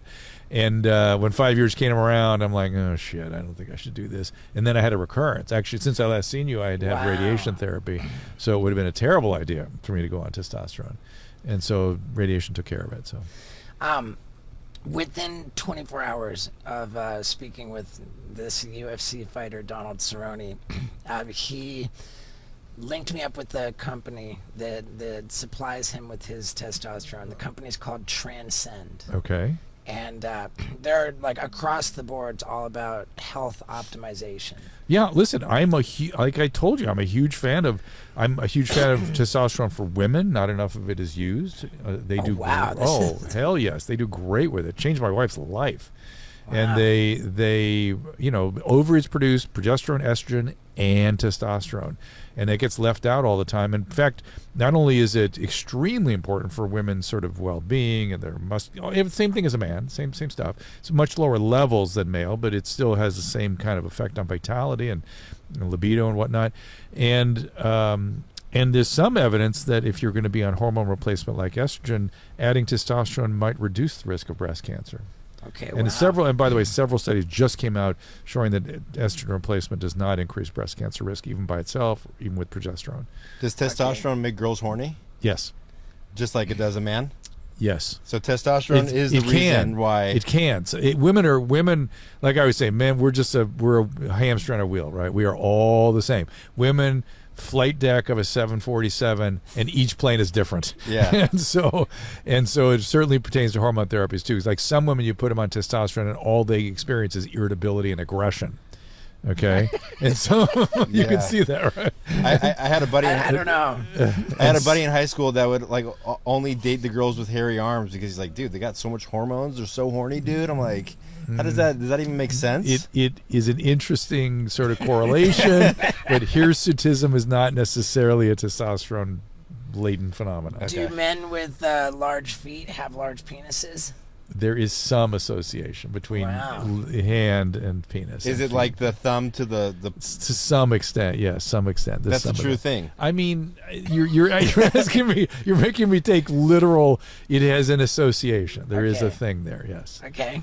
Yeah. So We're there's asking a to direct prove correlation. Where are we building to here? Yeah, What are we going? TikTok memes. If we're like gonna we're whip asking out you to- whip out their penises, and Right. we're gonna. So with the this Testosterone. company Transcend, they Yeah. sent a phlebotomist out to To take my test you. blood. Yeah. The phlebotomist somehow didn't take enough blood from me for my testosterone levels to be checked. Like Okay. you got to take for the testosterone. We have to get total and free testosterone, and free testosterone is really what's important. Like in my case, for some reason, I have a shit ton of sex hormone binding globulin. It's like 4 times normal for some reason.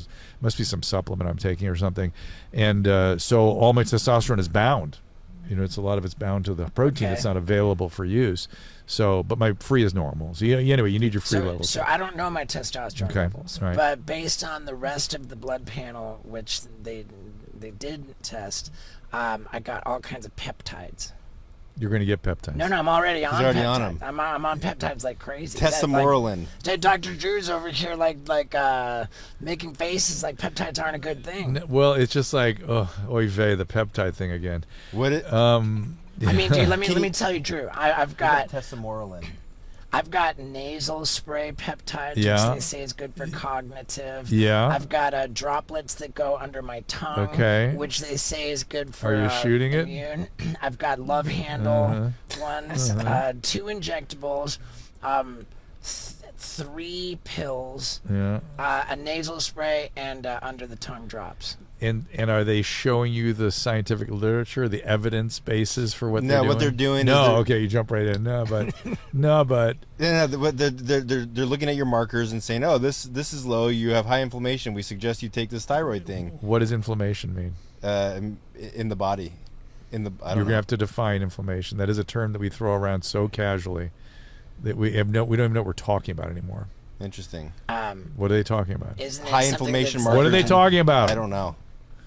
I just need to know what they're talking about. Yeah. You're talking about cytokines. You're talking about interleukins. You're talking about complements. You're talking about activated monocytes. What are you talking about? What are we even talking about? And where are they having their inflammatory effect? The reality is what we're usually talking about is the lining of arteries. The endothelium isn't functioning normally, or is being affected or being injured by oxidized LDL and various other interactions with inflammatory cells. That's a legitimate thing. If they can show me how they're documenting that, of which I know there's no test, but go ahead, show me. So Dr. Drew, Call me skeptical. I'm skeptical of all this stuff. I Drugs, just worry. I worry about the supplements I take. We're in a kind of a golden age of this stuff. On one hand, I'm really excited and interested, right? And I'm, I would never take it from you. I'm not unhappy you're doing it.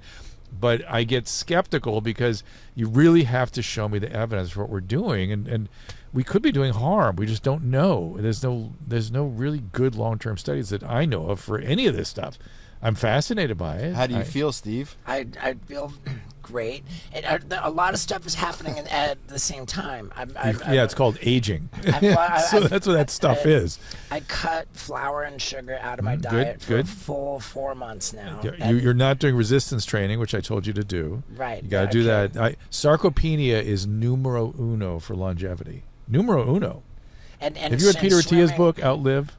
No, but I've been swimming like Wait, slow down. What's sarcopenia? Loss of muscle mass. You need to read Peter Attia's book called Outlive. Okay. He is the best longevity expert out there. And that's all about telomeres. He talks a little about it, but he's really much more. He was a cancer surgeon, a brilliant guy who really just got into the longevity space.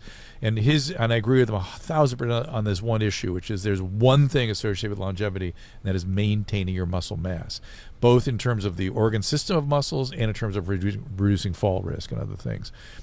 So you have to do resistance training to get it. Swimming is great, and better you do any exercise that you'll do than no exercise. Okay, right. So I don't want to take it away from you, but you really got to do resistance training to keep That's like T-bands, like pick up weights and lift them.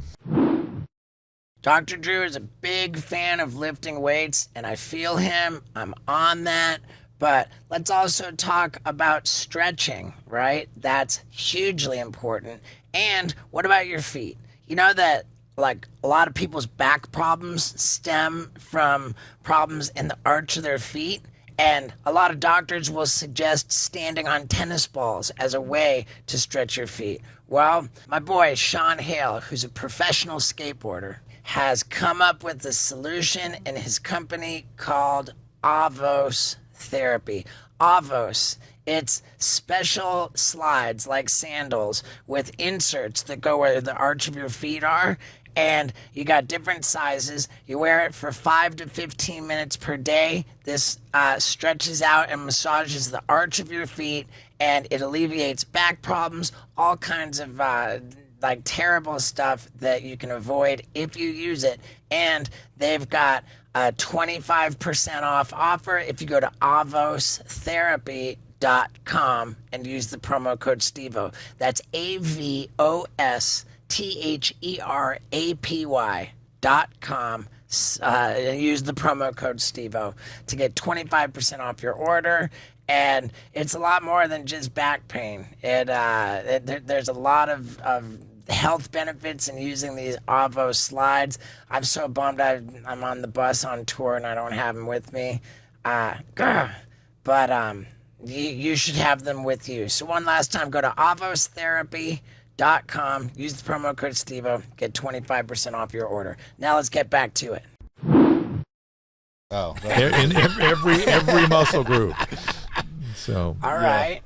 But now I am exercising because we're all competing in a triathlon very shortly. Is it changing? Is all the peptides and all that stuff affecting your stamina? I couldn't tell you. Okay. I couldn't tell you. I mean, what's affecting my stamina is the more I exercise, the more I'm able to exercise. Yeah. Like I but swim. you at 50, you should you got to do that. You need to do the special forces thing that I did. Have you been asked to do it yet? I haven't. Oh, you'd be perfect for it. Is that with Jocko? No, it's they're on to season 3 now. I think they just did season 3. But season 4 must be coming up, which is you go out and train with special forces in extreme environments. Extreme. Wow. Look up Do they special pay you a bunch of forces. money? They pay you. Yeah, but you put your life on the line. And is it like a Navy SEAL boot camp Yes, that you do? yes. And it's like what a week long? It is up to 10 days. But very few people make it that long. No I kidding. certainly did not. And the reason I brought it up is because I was 62 when I did it. It was a couple of years ago. And, oh, man, that was when I became acutely aware of the limitations of age. Wow. You should look up Special Forces We're Season having 1. Problem with the Wi-Fi. No. You said that 50 was easy, 60 was easy. And 50 was easy. 60 was okay. I noticed it. 65 was, holy shit, what is happening?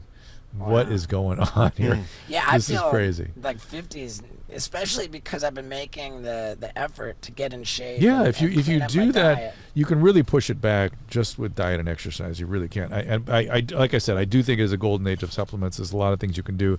I encourage people to just do it carefully. That's all. Right. Okay. I mean, now, to take 12 different peptides makes me nervous. No, no. And it's you, dude. It's Steve-O. Yeah. is Ozempic a supplement? No, it's a medication. There it is. Yeah, I worry about it. I worry like crazy about it. Whenever people have lost the ability to understand that there's a risk reward with every medical intervention. They've just lost it. And, Our guy up at the front of the van, Skinny Vinny, is on Ozempic. okay, are you diabetic? Yeah, so that's who it's meant for. And Okay. it's worth the risk in that case. It's worth the risk. For you or me, not worth the risk. Is it true people getting Ozempic jaw?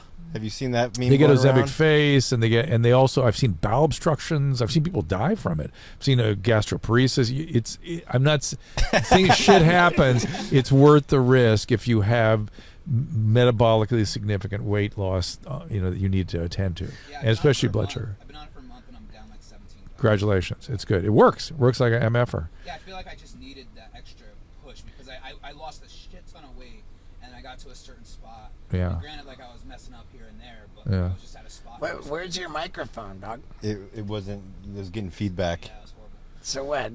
We're not hearing He's you. going to yell across the room. Got my mic. He can share my mic. Nah. All right. Well, Vinny's a great guy. Yeah.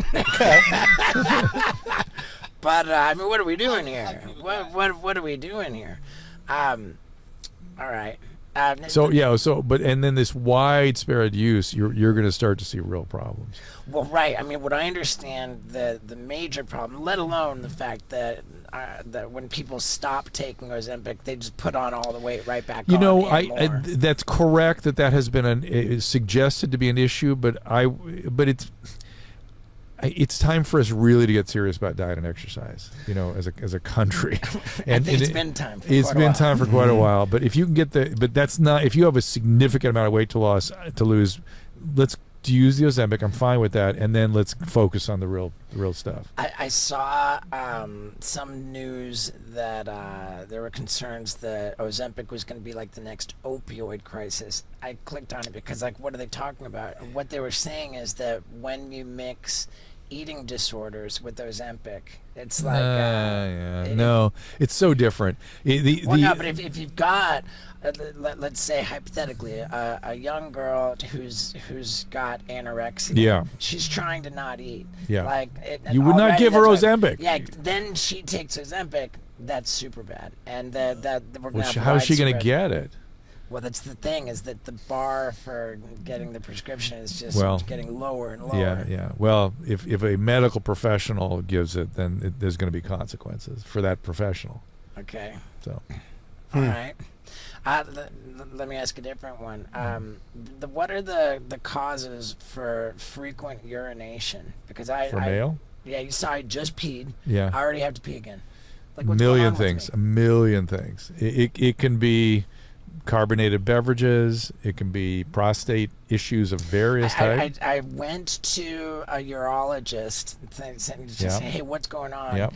And he determined that my prostate was fine. It was not Okay. my Did he prostate. talk about spastic bladder at all? Spasticity?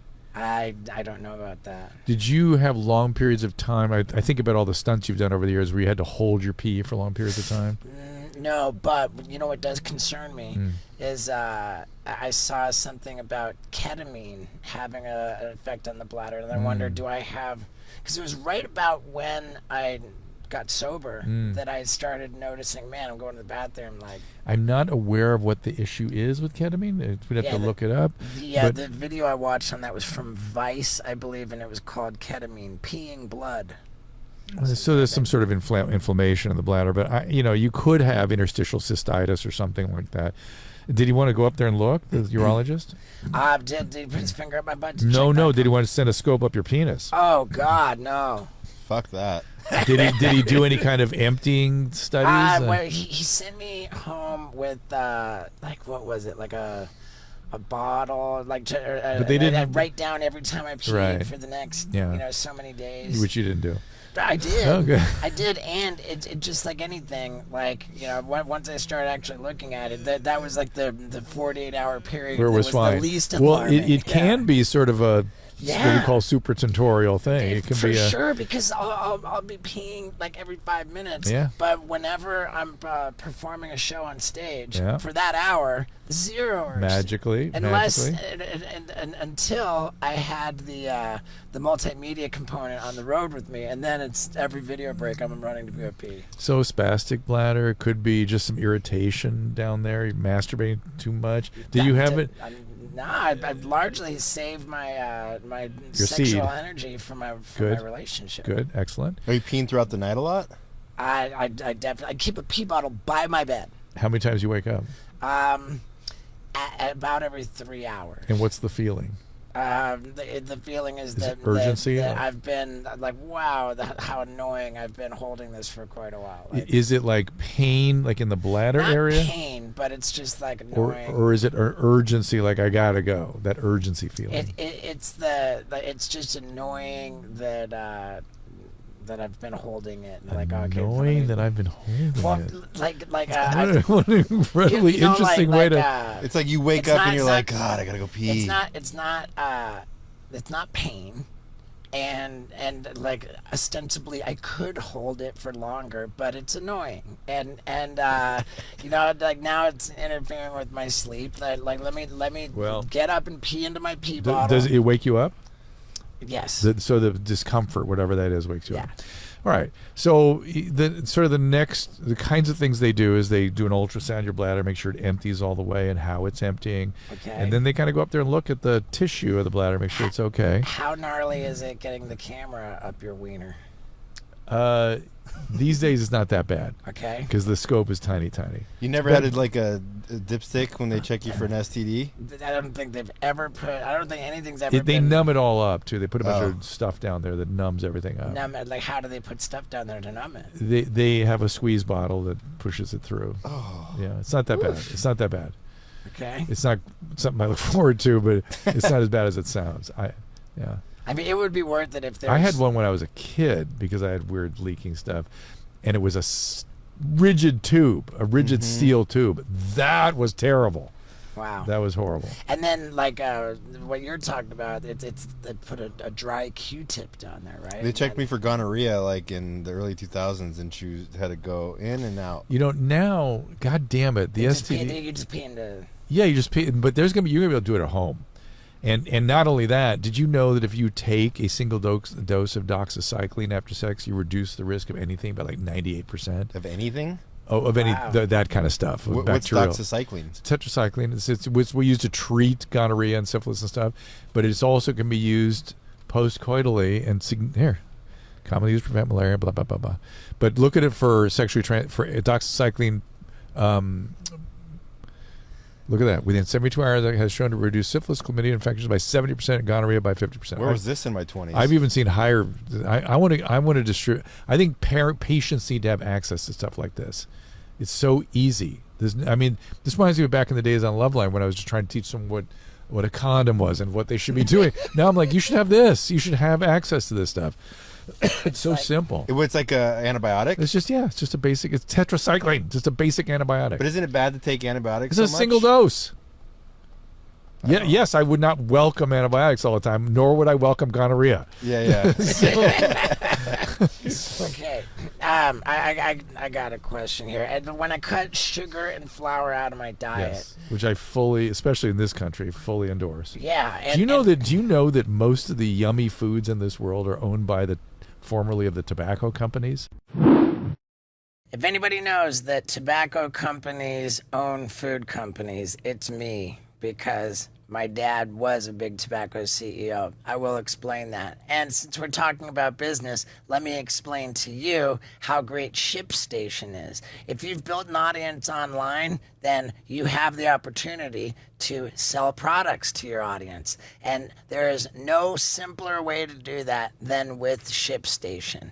You've got one easy-to-use interface which brings together any platform that you might be selling on: Amazon, Etsy, eBay, your own website, as well as all of the different carriers like the United States Post Office or the UPS, FedEx, DHL, all of these different carriers are just integrated into one interface, and they give you the lowest shipping rates like possible, rates that are normally for just Fortune 500 companies. And with that, you get your order in from the internet, and you print out a label, you slap the label on the box, put the product in the box, and it's out the door. And there you have it. It's that simple. And it saves you money. It makes it all so much easier. And you can try it completely for free for 60 days. That's a 2-month free trial if you go to ShipStation.com and use the promo code STEVO. That's ShipStation, ShipStation.com. ShipStation.com. Use the promo code STEVO to sign up for your free 60-day trial. It doesn't get any more risk-free than that. And it's time to make ship happen, man. It's big business. So go to ShipStation.com, use the promo code STEVO, and start selling stuff to your online audience. It worked for me very well, and I'm sure it will work for you. Now let's get back to it. Well, yeah, because in the 1980s, when it was determined as fact that cigarettes killed you, then they started buying food companies. Yeah, the tobacco companies. And they took the same guys, same playbook, same lobbyist, same scientist, and brought them over to food. My dad was Ted involved with this? Oh my God, the charge. 100%. Have you ever heard of the KKR merger? Yes. This was the largest corporate takeover in the history of the world, where R.J. Reynolds Tobacco bought Nabisco brands. Yep. My dad was a big tobacco CEO for RJR Nabisco. Had an aberrationally good year that year, which was 1983. Did he? Does he became the president of Nabisco? Has he come to the light? The light yet, or does he talk about it as a bad thing? Or I like to refer to my dad as mass murderer. How does he see it? Well, because he like what he remember he was Pepsi. Yeah. So see, we're talking about soda, then cigarettes, and then cookies. Yeah. He did nothing but kill people. No, and not time. only that, the way they're designing it now is explicitly to addict us and to make us eat more. And it's really, I was talking to a food expert named Kaylee Means, Calley, who has a book. I forget what the name of the book is, MEANS. And he was talking about, he was a lobbyist, a food lobbyist one time. He was just telling me the story. I could not believe it. Right. And I was saying, like, how come when I go to France, I can eat bread all day and I don't gain weight? He goes, that's completely, like you said, it's a completely different kind of wheat, completely different preservative, everything's different. Nothing. Right. So I like everything else. I was with the drugs and alcohol, and then with the sex, and then really with the food. And then with the sex, and then with the food, and then with the, right. You sound like an old Jew. Right. Right. And then so there's the food, and it's actually this guy's brother, Scott Randolph's brother, Stephen Randolph. I wouldn't be surprised if you know Stephen Randolph. Name too. sounds very familiar. Is highly active in a food program. Oh yeah. And a food program which identifies flour and sugar as drugs we cannot have. And it kind of helps to make it so black and white. Oh, yeah. Because with is it a recovery program? Yeah. That's good. Recovery has such utility. Yeah. I like how they pulled up pictures of my brother. So I reach out to him. I'm like, hey, what do you think about this? He's kind of a mentor for my food program. And I tell him about these energy drinks, 0 sugar and like 0 calories. Taurine is now a problem. He says all day long. Because there's no sugar. Did you see the new study? Well, no. Tell me, how bad is this energy drink? I can't believe you're drinking as many as you are, and I'm that drinking brand. one per day. This one does not look so bad. There's not a lot in here. Oh, wow, good. Could I have some? But I can't read the. But I can't read. Oh, here we go. I can't read all the small print. Caffeine extract. So they can get away. For people who are listening, Dr. Drew is holding a can of my Ghost energy drink. So here's the problem. Literally today, it's funny we're having this conversation. Taurine has been tagged as a potential cause of colon cancer by reducing the amount of sulfide-producing bacteria in the gut and changing the balance of the gut biome in such a way that it moves it towards inflammation and towards. What does What that else are we have going to talk taurine in it? about? Okay, so now. Now we're going to go to nicotine. Okay, well, here's what I'm doing. Anyway, so taurine is on the deck for maybe being targeted as something problematic. So my bet is they'll just take it out of these drinks. So Okay, this is not nicotine. This is Okay. caffeine. Okay. It's a special pouch like people use for dipping. yep, But it's got it's an energy I'm pouch. going to go enlarge. Yeah, you can swallow. Did you really just do that? you can swallow your spit, but you know you do it like this is my Well, I'm a plan. big caffeine advocate. Good. I think caffeine only has benefits from, and I've studied it for a long time. Wow. And expecting to find trouble, and I can never find it. I can only find attribution of good things. Okay. What's the best form of caffeine? Coffee, or can I inject caffeine? Well, or would it be, green tea extract? There's all kinds of caffeine. out there. Boring. No, just kidding. What have I walked into here? So I can't see. I can't read what else is in here. Okay. It's too small. All right. Well, this me see. it says nothing artificial. Yeah, right. Yeah, right. lobbyist. All right. Other natural flavors. Why do you have to be 18 plus to have it? 'Cause caffeine? Flavored with natural flavors. Okay. You can't put the season 1 of Special Forces in yet. We seem to have. There you go. There it is. There No, we go. put the trailer overview. Oh, here you go. That's it. Take a All look. right. All right, take a look at us. Ooh, I can see you doing this, Steve. Yeah. I mean, maybe. It's Gus. Oh, you would love You this. know Gus, right? I was. It's all jackass stuff, but it's done first of all, it was 122 degrees there as we were standing there, and they full camp, full everything. This is a big hit in Britain. Oh, me. Yeah, I mean, those Harley. Brits, they make the best. Mel B was TV. with us. Wow. Kenya, Montel Jordan. Montel Jordan. Yep, he was great. Nastia was out there. Mel B. Yeah, And it lives on Fox, huh? yeah. All right, I could. Jamie and the Spears literally saved my life. Literally. Wow. Mike Yeah. Piazza. Piazza was great. Here he is getting unconscious. Danny was fantastic. Amendola. All right. I will consider it. So caffeine is good. Yeah.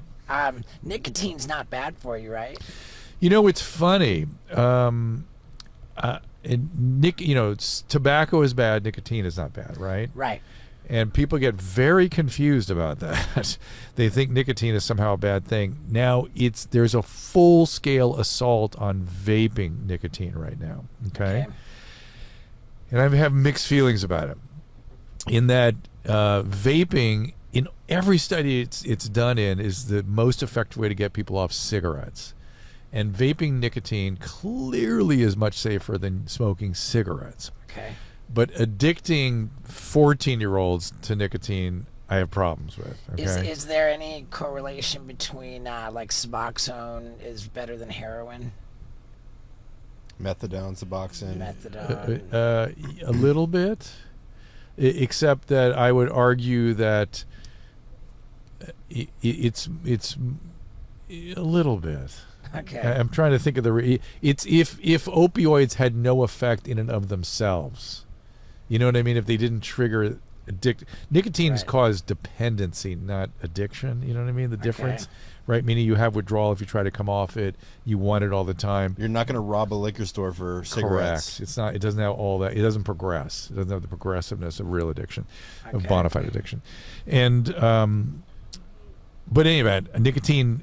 It's a great weight loss adjunct. It's good for alertness. It may have some immunity. It's nicotine has got some utility to it, but I worry about it just giving it too broad an What about endorsement. Zyn? Because this Zyn thing Zyn is really. is rough, man. I've tried that, and You tried it? Yeah, I got headaches and wanted to Really? throw up and stuff. Why on earth would you try Zyn? Because if I remember right, Bert Kreischer had it, wanted me to try it. I think Really? something like Yeah. that. I think that's right. Andrew Huberman was talking about it, how it has like a nootropic effect, and it's good Yeah, for the nicotine is not a bad molecule. It has beneficial effects, but we don't know in the developing brain. And one thing I know for sure, if you get addicted, if you get dependent on nicotine early, you're going to be on replacement your whole life. That's a weird thing about it. Like if you get done cigarettes early, you're going to be chewing that gum forever. What's early? like under 15. Okay, I started smoking when I was 16. Smoked until I was 33. And you're done okay yeah. off everything? Yeah, I bet. Yeah, good. Well, you weren't 15. Yeah, What's the link? Is there a link between cigarette smoking and pancreatic cancer? Cigarette smoking? And vaping in pancreatic cancer? Vaping, no. Cigarettes, all kinds of cancer. Because of all the chemicals in it? In the tobacco, not in the nicotine. Yeah. And not just the nicotine itself seems to be, I mean, excuse me, the tobacco itself and the chemicals seem really a problem. It's especially the chemicals. Yeah. I mean, you go back to the playbook. Well, for of the big cancer, tobacco. yeah, for the cancer part. But for the lung disease and stuff, it's just the tobacco. Isn't it true that the playbook of the big tobacco companies is to put so much more stuff Yes. in the cigarettes so Yes. that actually nicotine is the least of which the cigarette smoker's addicted to? I don't know that that's true, but they definitely had that vibe. They were going for that. They wanted that for sure. Yeah, it's isn't it weird? I was funny we're talking about this. I woke up this morning thinking about I had an old car that I drove that my dad had since the 50s. And it had a cigarette lighter in it. You know, these little things you'd punch in and you'd pull it out, and it was a little red thing. That's not even an old thing. That would go into the 70s, right? Oh, for sure. It's the 90s. Yeah. Really? 90s. Wow. I had an 86 Even Saab later. and it had a cigarette thing in That's there. European. The European cars. Yeah, I mean, I remember. There it is. This is what it looked like. This is what they look like right here. That's Sure. I used to have a fake pipe where you smoked pot out of that was that. And so you just put it in your car in the cigarette holder, and then you take it out, screw it. I'm so proud But of like you. the cops wouldn't. Okay, so how exciting to be able to just sit down with Dr. Drew and ask him questions. Exciting indeed. And you know what else I get excited about? UFC pay-per-view events, baby. And this week we've got UFC 303 headlined by Alex Pereira and Yuri Prohaska.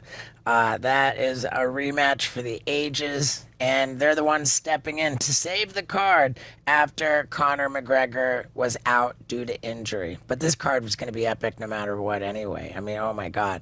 And this episode is thankfully sponsored by the UFC's official sports betting partner, DraftKings Sportsbook. And DraftKings Sportsbook first-time customers, that could be you, download the DraftKings Sportsbook app and use the promo code STEVO to get a $5 bet. You place a $5 bet, you instantly get $150 in bonus bets.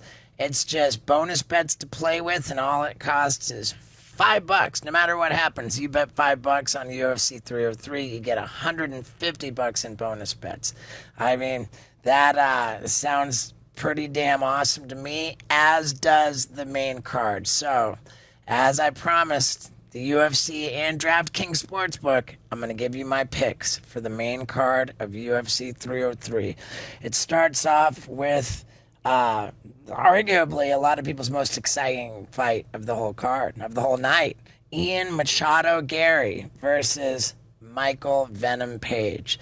Man, is Ian Machado Gary a lightning rod for polarizing people, man. Like, he's really, really kind of a heel. And then you got Michael Venom Page, nicest guy you could ever possibly meet. I met him a couple times. Nicest guy ever.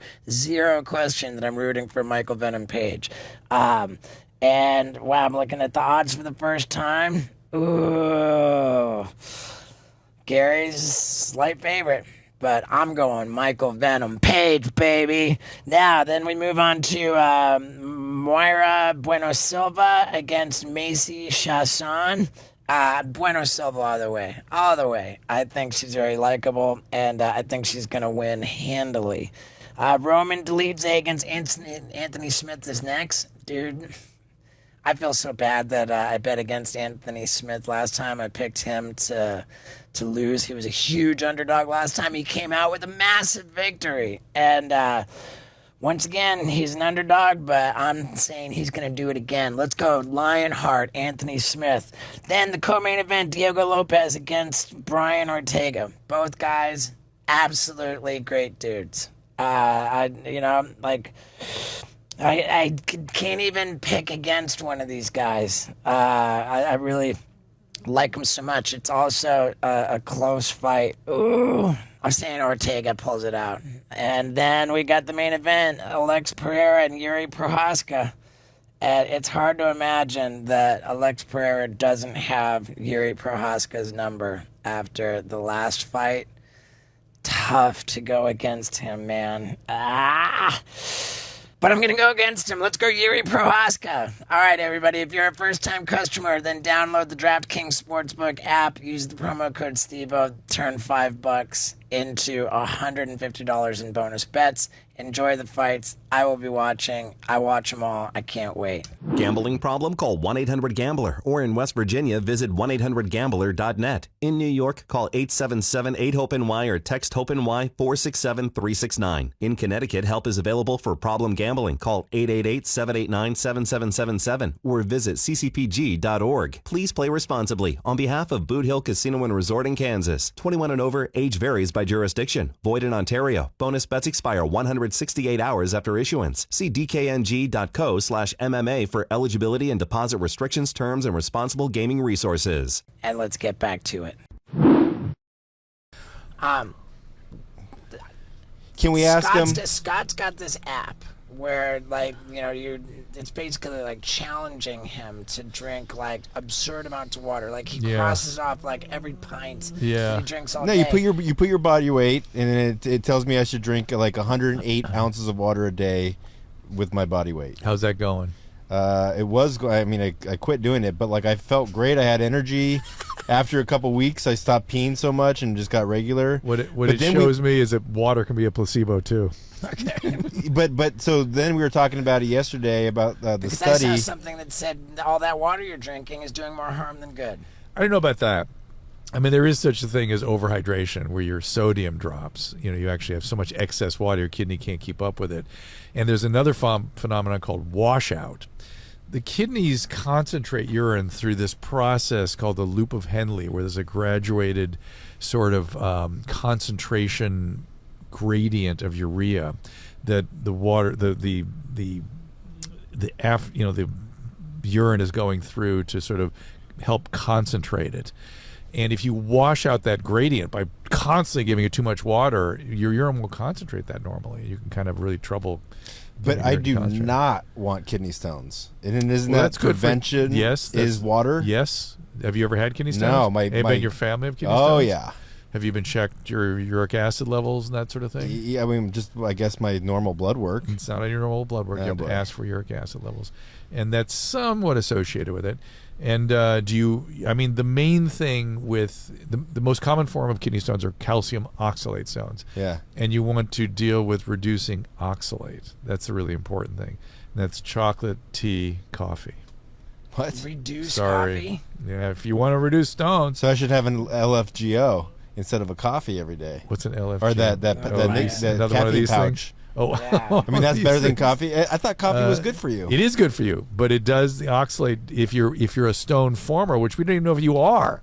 You How never do you had tell one. if you're a stone former? It's hard to tell. You have stones. That's how. Yeah, it's brutal. I mean, my dad like 2 years ago just got taken away in an ambulance because he was it's in brutal. so much pain. It's awful. Yeah, it's terrible. I understand it to be So worse pain. where's this is the loop of Henle here. This is that thing I was talking about. Don The Henley. concentration gradient, not loop of Don Henley. That's the glomerulus. There's the proximal tubule and the distal tubule, which don't seem to be on this thing. Okay. But 108 ounces of water per day doesn't sound like an alarming amount. Not if you're eating normally, because that also Eating normally? Like, what if you're eating a lot? Hey, hey, wait a minute. Excuse me? Yeah. I wonder if you overeat. No, but like I'll overeat. I think more about undereating. Okay, Yeah. so he's definitely not under Yeah. eating. But the study that you pulled up yesterday said 64 ounces of water a day is too much. Oh, I didn't know that I pulled anything It out. was Dr. Gerd or some BS. Dr. Gerd. You remember pulling that up yesterday, Isaac or Vinny? It's It said 64, and I was overhydration. like, get Okay. out of here. Okay. 9 to 13. Try to drink no more than 9 to 13 cups. It's a pretty Yeah, that's broad normal. range. A cup is 8 ounces. Yeah, so 80 to 120. Yeah. To me, 100 sounds okay. I mean, I'm a weird over drinker of water naturally. I try to figure out why it is. I wondered if I had washout or something in my kidneys. I think my mouth gets dry really easily, and so I will, like, when I work out, I drink a lot of water. Like, I can't work out without it. What about the phenomenon of hydrogen water? The water that bubbles and it creates the double molecule of hydrogen. Whatever. Okay. You know what I'm talking about? Have you seen those infomercials? I've seen all sorts of stuff about basic water and H3O and bar. Yeah, it all seems like these things. I bought one. Of course Oh, you did. God. Get him so proud. $80. Okay. I'm sure it doesn't hurt. Okay. You got to be familiar with the Whoop band. No. You're not? Tell me about Yeah, that. you're a prolific podcaster. Yeah, tell me. I What mean, is it? it's a fitness tracking device. So I wear a Aura ring. That's what I do. Okay. Yeah. This I mean, you're doing triathlons and stuff, so you need extra information. right. Yeah, I mean, you're So- gonna get the most Yeah. information from a Whoop band. Okay. I love it. I have in the range of heart rate variability. Yep. HRV. Mhm. Mine is just going off like. Well, like, tell them what your numbers are sometimes. Because of all this working out, or because of this shit you're drinking, snooze and I don't know why is Because And he'll that- have like 130 HRV. yeah, I mean that's all this stuff. And Stimulants he's all you're proud taking. of it, and we have no idea what it is. Today I have 98% recovery and 146 HRV. I don't know what the HRV is heart rate variability, right? Right. Yeah. So and is that a good thing on that scale? Yeah. Like Yeah. higher HRV is the better. Okay. What, So you're what re- is you're re- HRV? You're recovering. How do you recover, essentially? And so, well, okay, good for you. I thought it was like it's like the distance in between the beats, right? Or Yes. Now we're talking about heart beats. I might as well show you my alarming doctor visit. I went to. So you're running a slow, most of the time running a slow pulse, essentially. I guess. Let me Well, see- what's let your me see resting what heart pulse- Let me rate? see what it is. Give me your. when you wake up in the morning, what's your resting heart rate? Give me your other hand. I can't. You've got so much shit on your wrist. I can't get at it. Good, there we go. You barely have a blood pressure too. So cock your wrist back a bit for me. You run Yeah, low. I've got. Well, my blood pressure they always say is really good. Yeah, low. Yeah, that's good, right? Yeah. I had him check his heart rate before he went up on stage because mine was like 160. This is so rare for me. I can normally check people's pulse in a second. I cannot freaking find yours. Okay. I had him. That's weird for me. Okay. I'm gonna have to go up here. Um. But you have no you alive? You have no blood pressure. Saw that. Yeah, I don't know. Before he went on stage, it was like 51. Yeah, that's about what I'm getting, like 47. So that's all that HRV. So good for you. All right. Okay, so I've got a leaky mitral valve Okay. in my heart. Do you know the story? We talked about this Yeah, before. Yeah. I have one too. Yeah. So it's nothing. Okay, no, he said it'll be okay, but we've got just go. I go over to this doctor's computer, and he says right here, you got it's leaking out, like the blue stuff. Yeah. Is Yeah. and you can make sense. So we're looking Yeah. at It's an echocardiogram. The red is the blood where it should be going. we're looking at a sonogram. We're of my looking heart. we're looking at blood flowing through a ventricle. Yep. Okay, so not to be concerned. He said we'll check back in 3 years. Yeah. But we got to keep an eye on It keep an eye on it because as you get much older, it can start to become. It is potential to become a problem. Usually, it isn't. My dad has a pacemaker. Different thing. Okay. But sometimes the blowback of that blood can enlarge the atria, and that can cause problems with rhythms and things. But I don't know. I'd like to see more of the numbers. Do you have high cholesterol? Because I don't think so. I got high cholesterol and I got. You guys are getting to be like alta cockers, worrying about your health all the time. Yeah. It's like all you think about is I'm gonna be old. I'm gonna get sick.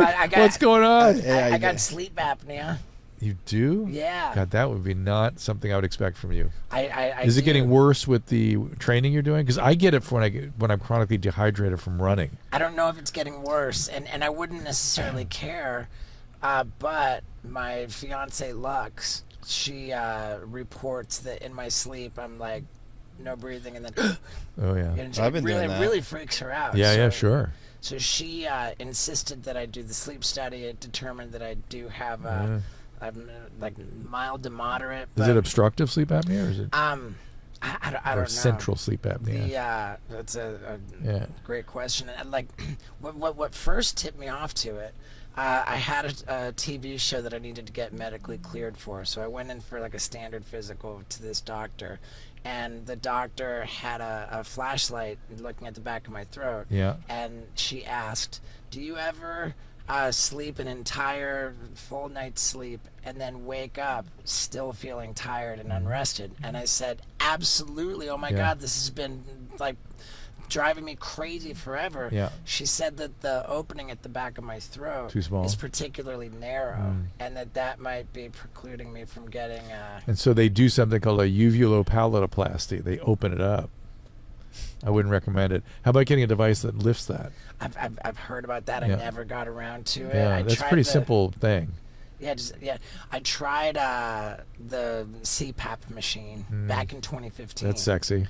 Just couldn't do it. You ever seen one of those? Yeah, Like a duck-billed platypus. I use it. You know, It didn't help, though? What do you call the guy from the Batman movie? Like Bane? Bane. Who Yeah, Bane? yeah. Did it help? I don't know if it helps, but my lady loves for me to do it. Like, she just cares about me. Oh, I The see. concern is that sleep apnea is bad for your heart. Really bad. Yeah. Yeah. So if when we went to see Tyler, the Hollywood Medium, Yeah. and you were there, Yeah. he told me, like, the psychic, he said, "Oh, I'm getting something with your heart. Like, Ooh. watch. Jeez. Be careful with your heart. Keep an eye on it." Wow. And so then Lux put that together with the sleep apnea, and You she's like, know- "Oh, There's a new thing. Let me tell you about it. I did it for a television show I was working on, where they can calcium scores. Mm-hmm. Yeah, at 50, it's not a bad idea to get one of those. You got one at the UCLA when you did the extensive. Well, yeah, but I that got was- one too, though. Okay, but coronary calcium scores are just a way of alerting us that we ought to look further, essentially. But they have new ones now that are AI directed and are actually angiograms, and you can see exactly what's going on. And I did it for the TV show, and lo and behold, I was 000 forever. All of a sudden, my score went up, and on that angiogram, I had a problem. And I was talking to the guys. I said, I had a suspicion. I had bad COVID, right? And when I was in this house climbing the stairs, 103 fever, and I took my pulse, it was like 50. I went, "Oh, this is affecting the heart for sure. That's not normal." And he said, "Yeah, we're seeing a lot of heart disease suddenly in people that didn't have it before. They don't know if it's post-COVID or post-vaccine or both, but they think it's primarily COVID. And so, if you had bad COVID, you might want to get one of those angiograms. So I can set that up for you." I had COVID, and There's nothing. The only way Yeah. that I knew is because they tested me. Yeah. I remember that. I otherwise would have had no idea. But anyway, so there's just FYI for people that, it's a thing now we're having to deal with. I've seen some very strange coronary anatomy and stuff in people. So that, calcium score is a test that I'm going to get to determine risks I have for heart disease. for coronary artery disease, which is when we say heart disease, that's normally what we're talking about. You have valvular heart disease, technically, even though it's a very common form, which is just a leaky mitral valve, which usually doesn't progress significantly. It usually doesn't.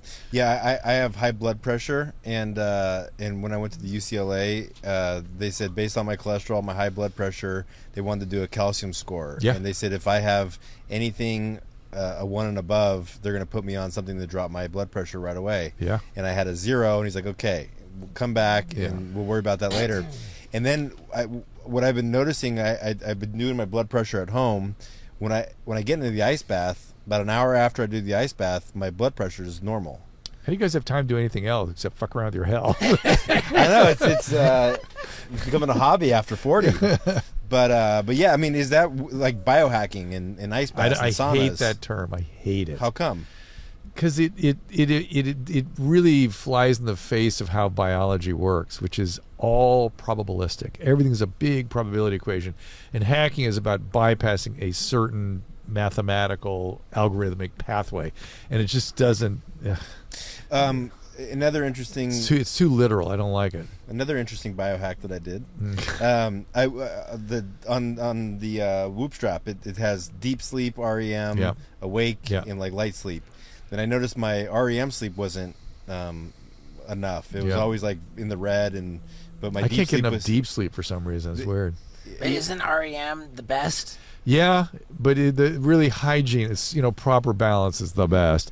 Next would be REM. Next would be deep. Can you explain the reasoning behind the different cycles or what the benefits are?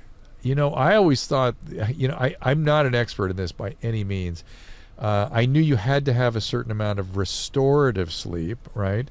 Look at this. It says you need a balance of around 25% REM, 25% deep, non-REM to maintain your health and well-being. Yeah, REM, I was always trained, was important for the sort of the clean-out process of the inflammatory mediators. Right. That's what you said. Yeah, right? they're saying it's like a pressure washing of like the plaque off your brain when you get sort of. Yeah, I love these bullshit terms, but go ahead. Yes, it's a pressure washing of zombie cells. Well, they got to make podcasts interesting. It was a sleep doctor podcast, which was interesting. Yeah, but I've been recently alerted to the fact that deep sleep may have some role in all that too. So I don't know. Point is, we need to attend to our sleep hygiene. That's the point. And if you're not getting enough REM sleep, that is numero uno. Make sure you get that. Okay. And there's also some data. My dad, who was a doctor, used to go, don't worry, the REM, you'll catch up on REM, And some of the data now suggests, you'll kind of catch up on REM, but you won't get the benefits that you need. We all, I think, take sleep super seriously. That is something to pay attention to. Yeah. Yeah. I got the biggest fight I ever had with Lux was New Year's Day of 2020. Like the alarm goes off at like 8 in the morning. Yeah. Like we were up past midnight. It's like there's nothing on our calendar that you have to get to. Yeah. She's like, I just wanted to be productive. I'm like you just screwed up sleep. And it didn't have to. Yeah, I get it. I got very mad. Mm-hmm. People that make me mad are people that only need 4 hours of sleep a night. There are people that just don't need sleep. I get 5.5, 6 every night. That's all you need? I'll try to take a nap during the day, but I used to live on 5 and it was not enough. It's not good either. It's not good. 8's the sweet spot, right? And especially again as you age, a lot of these things become much more relevant as you age. That's when you can really hurt yourself if you don't pay attention. Mm. Yeah, I'm a psycho for sleep. I need 9 hours in bed to get 8 hours of sleep. Right. Could I ask you about you're peeing all night? Yeah. Can I ask you about AI and medical field? And how do you guys get through your day with all these questions about your body and your head? You've been saving them up for me, or he's like the kind of scared, like hypochondriac. I want to say one thing: live. Yeah. Living is what's important. Living your life, living it well. Right. Not the way you used to do it, Steve. I think I'm more like optimization. Yes, you want to pay attention to things you can. You should be knowledgeable. You should be. And you guys aren't doing resistance training. I mean, the one thing that really we know is important, you're not doing that. So we get a little crazy with these things. But make sure you're living your life. People get like that guy that's trying to live to 100 or whatever. He's living in essentially a glass bubble. Yeah. That guy is hero. already dead. He's already dead as far as I'm concerned. Bubble boy. Right. Yeah. Right. Well, can I? But is the doctor's job at risk, like so many other jobs with AI? It's interesting. It's not at risk because you always need surgery. You always need people's judgment and direction. You always need interpersonal There's so much that we provide as physicians that you will just always need. But I do believe that we need to put the healthcare more in the hands of patients. I was saying that about the doxycycline earlier and stuff. Mm-hmm. And so I think because they have fucked up the doctor-patient relationship so much with making doctors employees and insurance resources and drug companies and 8-minute visits. Yeah, they've just screwed it up so much. I think they have naturally moved us in a direction where the only option is to put the caretaking and the control in the hands of patients. They need to have so AI to me will give them more control, and so I'm all in favor of it. And certainly AI could reduce the cost of healthcare, which already is, physicians, people are going to stop taking that job. They're going to stop doing the training and stuff because it's just not worth it anymore. And only people that have it as a calling are going to do it, and that's good. It should be, because otherwise it's very frustrating. Can you see AI having a place in addiction treatment? Yeah, I mean, it all can help. I mean, much like Google searches help, but I don't see it replacing anything yet in addiction treatment. Not like a Neuralink. Oh, could we put something in your? See, here's the thing that worries about Neuralink is yes, the something like Neuralink could one day help something like addiction. What people don't understand is that when you open a skull, it changes people's personality. Not all the time, but it can. And when you touch the surface of the brain, you kill a shit ton of cells. So you're literally changing the person just by doing the procedure. And these are little plastic devices that need to be replaced every 6 months or something. So we don't. Now, if you're paralyzed and it's worth the risk of all that and you're going to get some function back, okay. But if you're a drug addict who should be doing a few other things, and by the way, the biology in drug addiction is way deep, and so we're going to have to drop something into places that, are problematic, in terms of an otherwise young, healthy person's brain. But if it's killing them and nothing else to do, then it makes sense it might have some utility one day. Okay. Where do you stand on near-death experiences? Are they real? Yeah. I drop back into the position of it's something the brain does at the time of death. People, because when you cut off oxygen to the brain, people see a white light. That's what they see. That's why people do it when they're masturbating and things. It goes phew, and they get high and they do all kinds of things. Now, the question is, are they seeing something real? I don't know. Maybe. Okay, how about this? People report these fantastic experiences of what's called life review, when they have their near-death experience. Yeah. And it's this concept of your life flashes before your eyes, but it's so much more than that, because I had a near-death experience, not with dying, but with almost falling off a cliff. And I was young. I was like 16 years old, and I was rock climbing on a cliff as I shouldn't have, and I started sliding off, and I was way up high, and I thought, oh my God, I have to give it everything now. And I was in like a chimney, and I was gonna have to force myself up that chimney and throw myself onto this ledge, and I just gave it everything I got. But just before I did that, my life flashed before my eyes, and it's odd. It's not like a movie. It's like your entire life, at least this is how I experienced it in that moment, condenses to a dot, and you experience it all simultaneously. It's like this dot of your life. It's the weirdest thing, but you're aware, you're connected to all of it at the same time. Instantaneous, rapid manner. Yeah, and people report, yeah, that's it. It's an instantaneous dot. It's like your life just condenses to this thing. But with ultimate detail. And they talk about... I didn't experience that so much because I was busy trying to survive, but I was just aware that I was in the presence of my entire life, and it was this tiny thing. It was weird. People experience all the influence they had on other people as the other people. Have you heard of that? As the other people? Well, yeah, like everybody who you feel how you made them feel. Oh, all these connections to these bigger than life experiences, I humbly, because I don't know, believe there's something there. Okay, because I believe in the sense that I think our brain is a very limited instrument. I think we it's designed to do certain things, and everything else is everything else. And we have all sorts of uncanny experiences that we all can sort of talk about and call upon. And I don't know that they may be touching something that's outside of what our brain was evolved to do. And so, just when you think about it, of course you go. Of course, I go. Yeah, I can't experience everything. I can't really experience what's actually real. I'm just experiencing what's in front of me, not the totality of reality.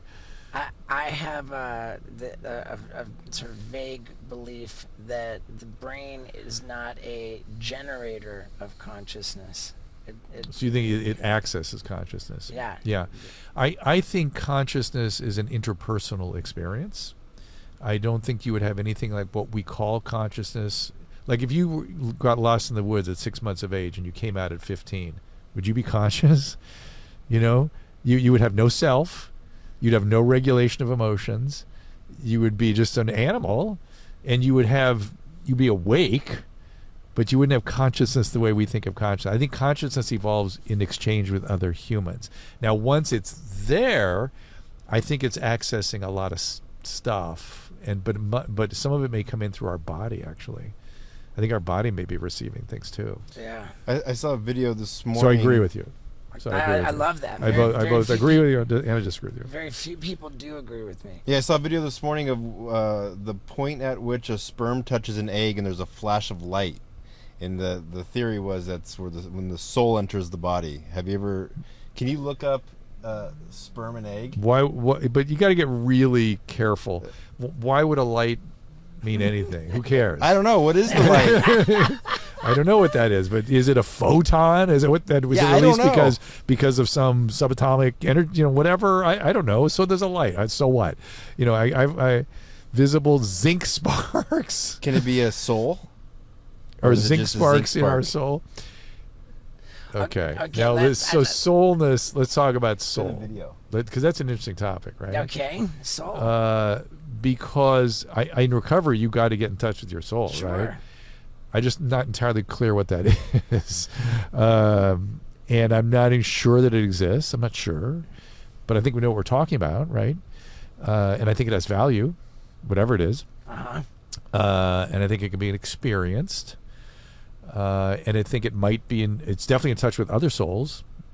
The question is it in touch with some collective soul of some type, which it might be. I think that it's defined in some like kind of spiritual circles as consciousness is like a sort of like our mind level individuality. Yeah. And then the Soul, the soul, I would there's think that, if like in the program. conscious, and then super conscious is like Yeah. God level, and then there's one in between. Well, I would imagine that when you very quickly when you talk about soul, you get into some sort of spiritual something, Right. right? And I think that's real. I don't know quite what I mean by the word real necessarily, but I think it's important. Let's put it that way. And I don't think we do enough connecting to that these days, I would Right. argue. I think we have a spiritual vacuum, and I think it's important. Whether it's real in the sense that it's language starts to fail at a certain point in these conversations. sure. Yeah. How absolutely awful and destructive is our cell phone addictions? I don't know what's on my phone right now. Well, I guess what's worse, cell phones or social media? Well, it's all the same, right? Screen addictions and what we do with our screens. Well, there's no doubt. I think we've had this conversation about tobacco now for the last, as long as Yeah. I've been sitting here. I think we will look at cell phones the way we look at tobacco in 20 years. I really believe that. How could we look at it otherwise? Right. The problem is it also is an important instrument, an important tool, and does all kinds of good things. But it is hurting people's souls. And porn addiction, we don't even have any idea what that's doing. Porn exposure at a young age, we have no idea. And then Right. the preoccupation with it and the experiencing of self through, we have no idea what the impact's going to be. Yeah, and I mean just the concept that like, I gotta go take a dump. Like, imagine if I didn't have my phone. I know. To be like scrolling. Like, I know. The dopamine hit that. It is. Do you, as an addict, you notice it bad? Is it tougher?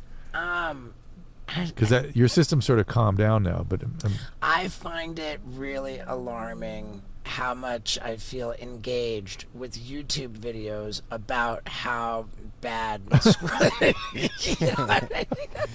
like, wait a second, now we're making YouTube videos Yeah. to talk about how like constantly Yeah. consuming makes me feel good about being a content creator because people Hey, are so listen. addicted to the constant yeah, no, I stimulation. get that. When I was sick with COVID, I was just by myself, and I started going down crazy rabbit holes on TikTok, and I was so grateful for the content parade. I really was I really, this minute I can feel that gratitude, because I was alone. I had nothing except misery, and they kind of got my mind off it. And so it's not all bad. That's what's struggling about this. We don't know what to do with it. You called it the content parade. Yeah. That's great. Did I say that? I thought I just heard you say that. I might have. I was saying content provider in my head, but parade is interesting. It's a parade of content. Yeah. And then using the phone first thing in the morning. I meditate generally for 25 minutes before. That's good. I keep track of it with my phone, so. It's like anything which is potentially a problem.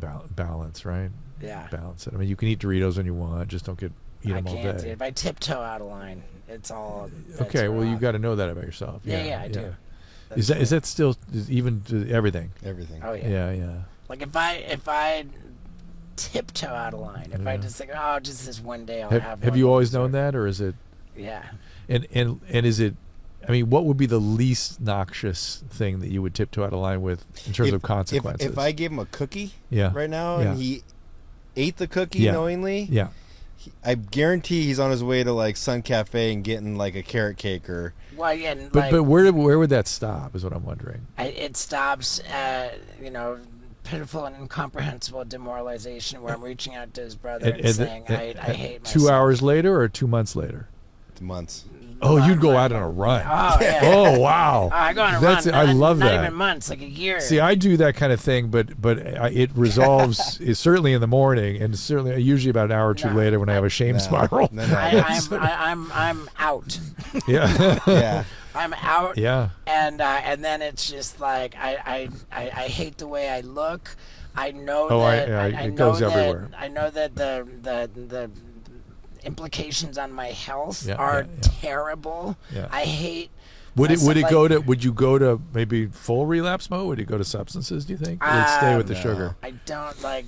It would probably go in reverse order from when you started. But you could think that through, right? The substances. But it's like I don't think that I would go to substances just because I have the tools. Such an infrastructure built around that. Yeah. But the problem is that the behavior with the food is the same behavior. It's the same powerlessness. You know what? I'm wondering if your listeners are feeling to hear you say that makes me feel really good, because I got a whiff of that and I've always hated it and I don't like it.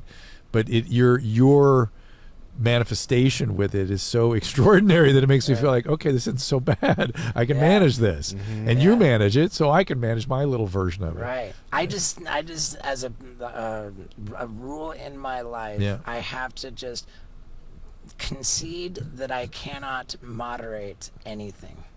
Moderation is no. I was going to ask you about the sex addiction, because you were way into that recovery for a while, and I've got over 7 years of sexual sobriety. But I thought you sort of stepped away from it at one point. I did, I suppose. I think that's that one needs some attention. Not for you, but I think in the world, I'm seeing a lot of it these days, and no one's really talking about recovery from it. Scott and I are both double winners in that regard. Do you know what I mean? I see some people talking about it help me understand what you mean by step away from it. People aren't calling. I don't know. Last time I talked to you about it, which is a while ago, you went, "No, I'm masturbating" or something. You just said, I'm not going to meetings" or something. You just said, "I'm just not doing it." But not the way you were doing it. That's all. I think because by the way, I thought the way you were doing it was much. It was much. I stuntified my sexual in fact, I remember having a conversation with you about sexual anorexia versus compulsion. I went celibate, meaning that I did not ejaculate for 400. Did God do it for days. you, or no? The God didn't even help? In my dream, I would that's dream, God. I'd be like, I can't lose my time. Right. Really? In my dream, I'd be like, that's going to be a relapse. I would wake up, go pee. Maybe that's where the pee stop came myself from. But yeah, so. But I was doing a thing for Harvey Levin yesterday, and we were talking about Jennifer Lopez and her her inability to be alone and serial monogamy, and then going back to idealized partners. And I thought, well, that's love addiction. It's love and sex addiction, particularly with women. That's how they get it. And I thought, God, no one would ever talk about her in that way, and yet she could help people if people, because it's there may be other things, attachment problems. People can have avoidant and anxious attachments, and that that's sort of the basis of all this. But looking at it as sex and love addiction really helps people, and no one's really talking about it right now. Well, I mean, in the rooms you see famous people, and you see them at their lowest level, and you're like, oh, they're just like me For sex and love. Yeah. See, I'm amazed they come into the rooms, because I think there's so much stigma. Yeah. And now there's Zoom, so you can do it more easily. Like, they have to go to the rooms, Oh, they've done something. Yeah, or they're trying. Oh, I know who you're talking about, actually. Well, there's a bunch of people like that. So you're trying to get in and front of it. I actually have helped those people go to the rooms, because when they start out, they are not thinking about going to the rooms. Right. They do not want to do that, because there's so much shame and guilt and stuff attached to it. But I don't know. It feels like because of the phone, that it's time that become more of a, because the porn addiction is just taking everybody out. Mm-hmm. And I don't know. We need to talk about that more. So Yeah. hope you guys will. I got porn is my middle circle, the yellow light behavior. So you can do a little porn these days. But I don't. I've been really good for. You think that's just like a maturing thing, or like your libido's not so strong, or you're just kind of over it? I'm just scared of it, man. Like, I don't want to. I just think you're getting old, Steve. Nah, Let's get back to the topic of the day. To watch porn for me, I just see that as such a threat to my relationship with Lux. So it is, and you used a shorthand that we all three know. So let me just make it explicit. When you go in sex, love addiction, or sex addiction particularly, you do a circle plan. Yeah. And outer circles are healthy activities, inner circle, Mm-hmm. middle circle is sort of, you might want to watch it. Yeah, I mean, And- it's like red light, yellow light, green yeah, light. and the inner circle, red light, do not do these That things. constitutes a relapse. A relapse, yeah. Yeah. Well, maybe even for the listeners that have no idea what to even put in there. I mean, some of the examples you can put that people don't even think about. Like for me, it was anonymous sex without a condom. Or it was, You think? but like Barebacking is in the red zone. Wow. Barebacking with someone whose name you don't know?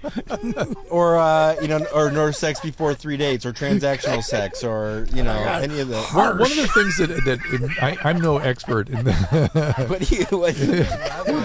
So I love the euphemisms in sex and recovery too. Transactional sex. Yeah. Visiting a prostitute. Yeah, for sure. Yeah. But it's qualifiers. The qualifiers are out there.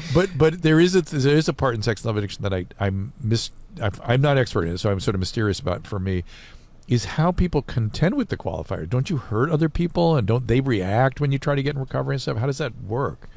I don't understand how people act out sexually without hurting other people, and that having so many consequences. Do you select co-addicts? Is that how it prevents from Well, Are gonna start you dating asking again? about ninth step stuff? No, I've noticed that the isn't that the word qualifiers? Qualifier is just that- someone who you act out with. But qualifiers often I don't hear a lot of qualifiers complaining. I would think I would see qualifiers going, I was so hurt, I thought we had a relationship, or we had sex. I never hear that. Is that because they're already in their own shame and guilt, or are they also co-addicts?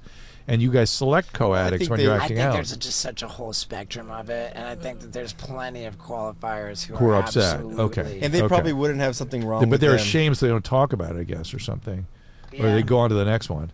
I mean, it's like most alcoholics attract Al-Anons. Yeah, of course. So it's probably Right. the It's reason Well, why that's we're why- in their spheres Yeah, because but they're effed up too. Al-Anon, you go into a room, they're complaining. You know what I mean? Yeah. There's complaints. In fact, they complain too much. Yeah, right. Yeah. And they're always like an hour and a half meetings. It's just like drives me nuts. And this is not. And please don't come after me. I am a huge. Everybody go to Al-Anon. It's the one thing I tell family and patients. I just go, look. You'll say you do anything for your loved one. I'm telling you to do one thing. Go on Al-Anon. Get a sponsor. Do the steps.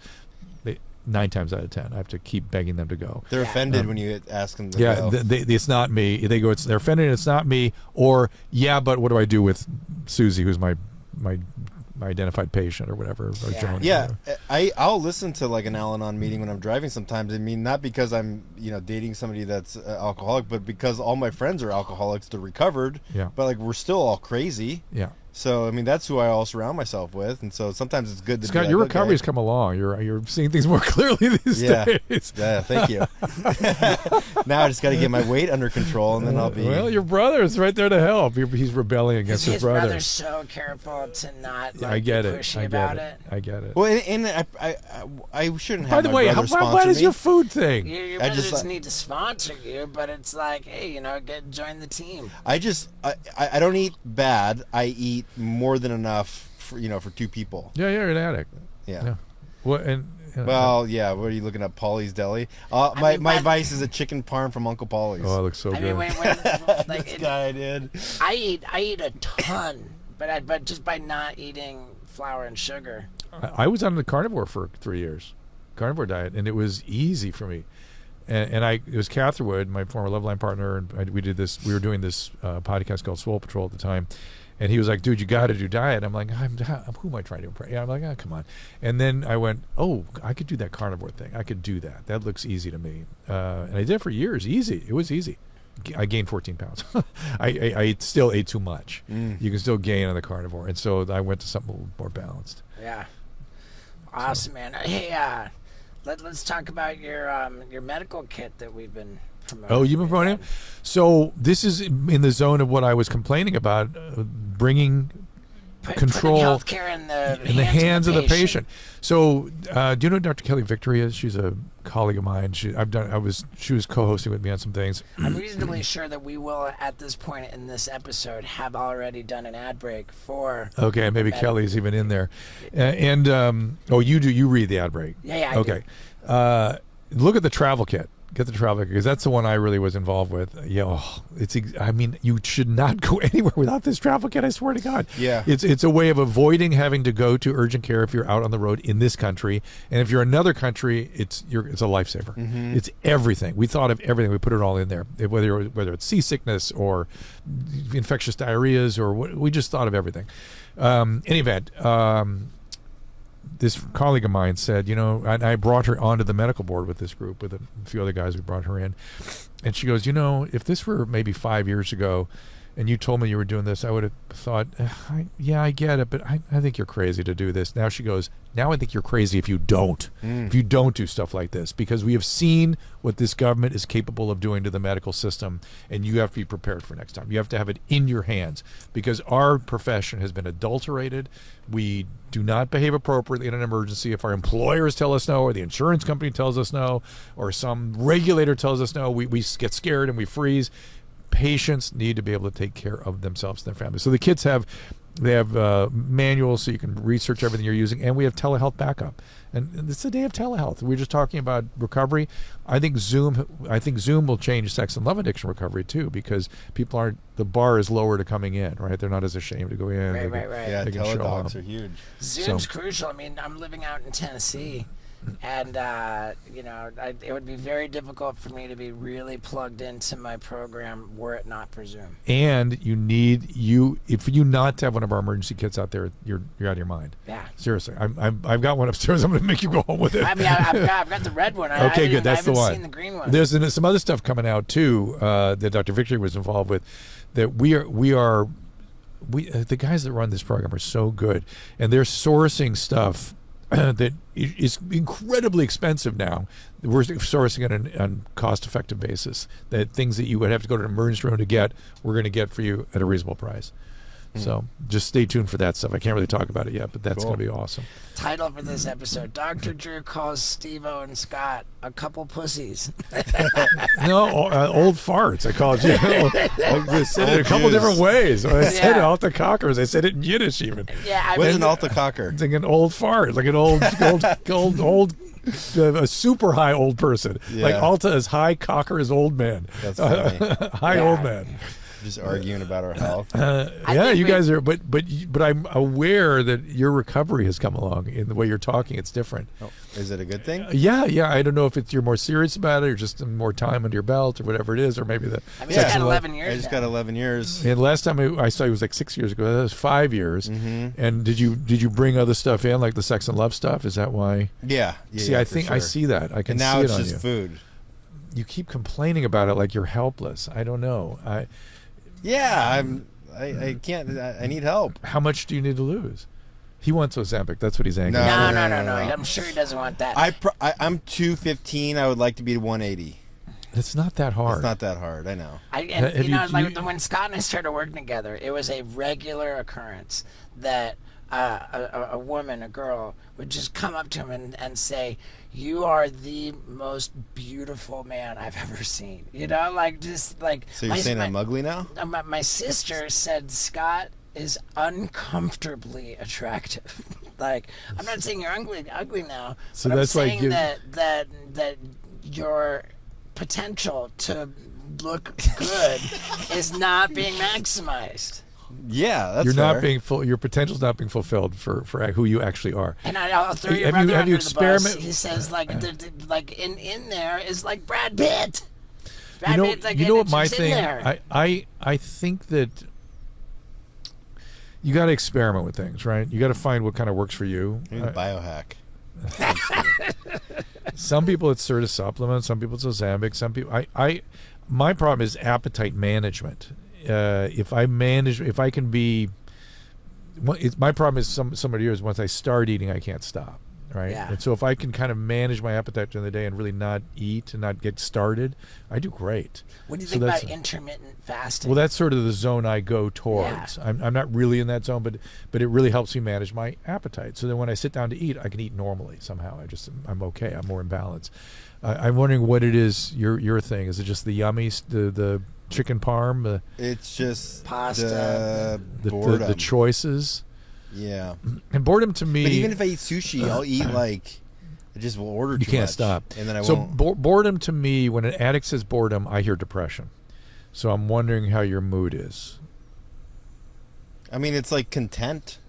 You don't feel depressed. No, I'm not sad. okay. I'm just kind of like, Flat. You're flat. yeah. There may be a little bit of boredom in there. I mean, of depression in with the boredom. Yeah. It's just because I'm not sad. Maybe it is. Well, but depression is an insidious thing, right? It's early awakening, appetite changes. You don't have to be Early sad. awakening? Yeah, I wake up at like 5. yeah, and can't go back to sleep. Yeah, Yeah. and it's I'm in bed by like 9, up at 5. oh well, that's early awakening means before you want to wake up. 9 to 5 is plenty of sleep. You're good. Yeah. But I couldn't sleep in if you had a gun in my head. Like I just. That's not early awakening. Early awakening is 2 a.m, doing, and I for no good reason. So I don't know. Pay attention. The exercise is a key ingredient. I'm trying to play tennis every night. Yeah. He's burning calories and playing tennis. Yeah. Like it's insane. Relationships, how are they? I've been seeing somebody, but not really. Yeah. Like just kind of long distance. Yeah. Probably safer that way. Career-wise, feel good. You feel good. excited. Yeah. You just because addicts have to be careful. Like, right? They can be like bipolar patients. They kind of can sink into stuff because they're used to like a lot. You have Yeah. to be careful. And usually it's other people that fill that void. Maybe it's just comfort eating too. I don't know.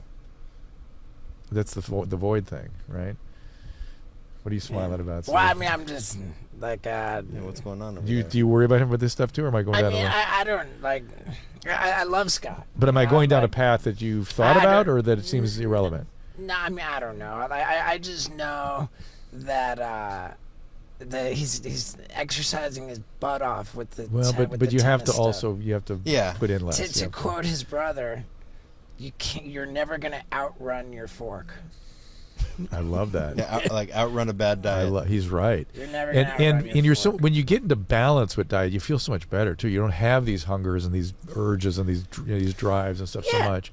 And I feel like you care about your health so much, and so it feels almost like a vicious cycle, Yeah. Like you care about how you look, you care about how healthy you are, and there's just like some kind of resistance, like there's you tell your brother, you tell me, like, at some point I'll be ready. At some point I'll be ready, and Oh, boy. it feels like you're saying, like you're telling That's us what that- Steve used to tell me about his drug addiction. He used to- Yeah, I mean, remember? I guess it's the same thing because it is life or death. I mean, my cholesterol and whatever. He would tell me, exactly that. Yeah. At some point, I'll be ready. I'm just not ready yet. And it's, God, Drew, that's very, very profound. Yeah, and right? It is. impactful that you make that point. It's like you're saying that, no, my conscious, deliberate decision today is to disregard my health. Well, it's kind of like a type A thing, most addicts quit on a Monday. Like, no, I'm not going to quit this weekend. I'll quit on them. It's better mentally for me. And I reached out to my doctor and I said, can you get me in with the nutritionist? And she said, I'm sorry, I can't refer you because your body mass index is below 35%. But you can still go pay for nutritionists. They just can't, insurance won't cover it. I mean, why do you... I don't know. I think I'm just looking at it for excuses. I don't think that it's like the craziest emergency, but I want you to have the best life that you can have, and anybody who loves you wants that. Yeah. I mean, it's not like life or death over here, but it's like... It's quality of life, I think. It's quality of life. It's quality. I've gotten very focused on this stuff lately. I really think we, again, all the stuff we're talking about, it's so interesting to me that we're talking about this. Our conversation today is very different than it was 5 years ago, right? And we're talking about things that, it's not just your struggles. These are things that are going on right now for everybody. Yeah. Whether it's food or sex and love or not exercising properly. And I'm finding myself... I've always sort of gravitated to what I think is important for the time. This is where I'm gravitating right now. I've got involved with exercise and nutrition sort of programs and stuff, and motivating print things to help people do that, and putting control in the hands of patients for healthcare. Yeah. And stuff. It's weird.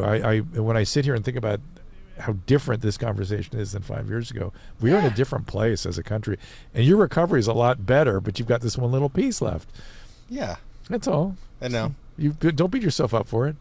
No, I mean, thank God I'm playing tennis. Like, I'm playing a lot. Like, if I wasn't playing tennis, I'd be in a worse spot because I'm not working out at all, but at least I'm like doing some high and for an hour and a half a day of just read Peter Attia's book Outlive, please. And we do know that it's like 80% diet, maybe 20% exercise, right? For sure. For weight loss. Yeah. For weight loss, yeah. But for longevity and things, the resistance training is a really important ingredient. Peter Attia Outlive. Okay, we'll wrap it up with a little to-do list. I need a calcium score.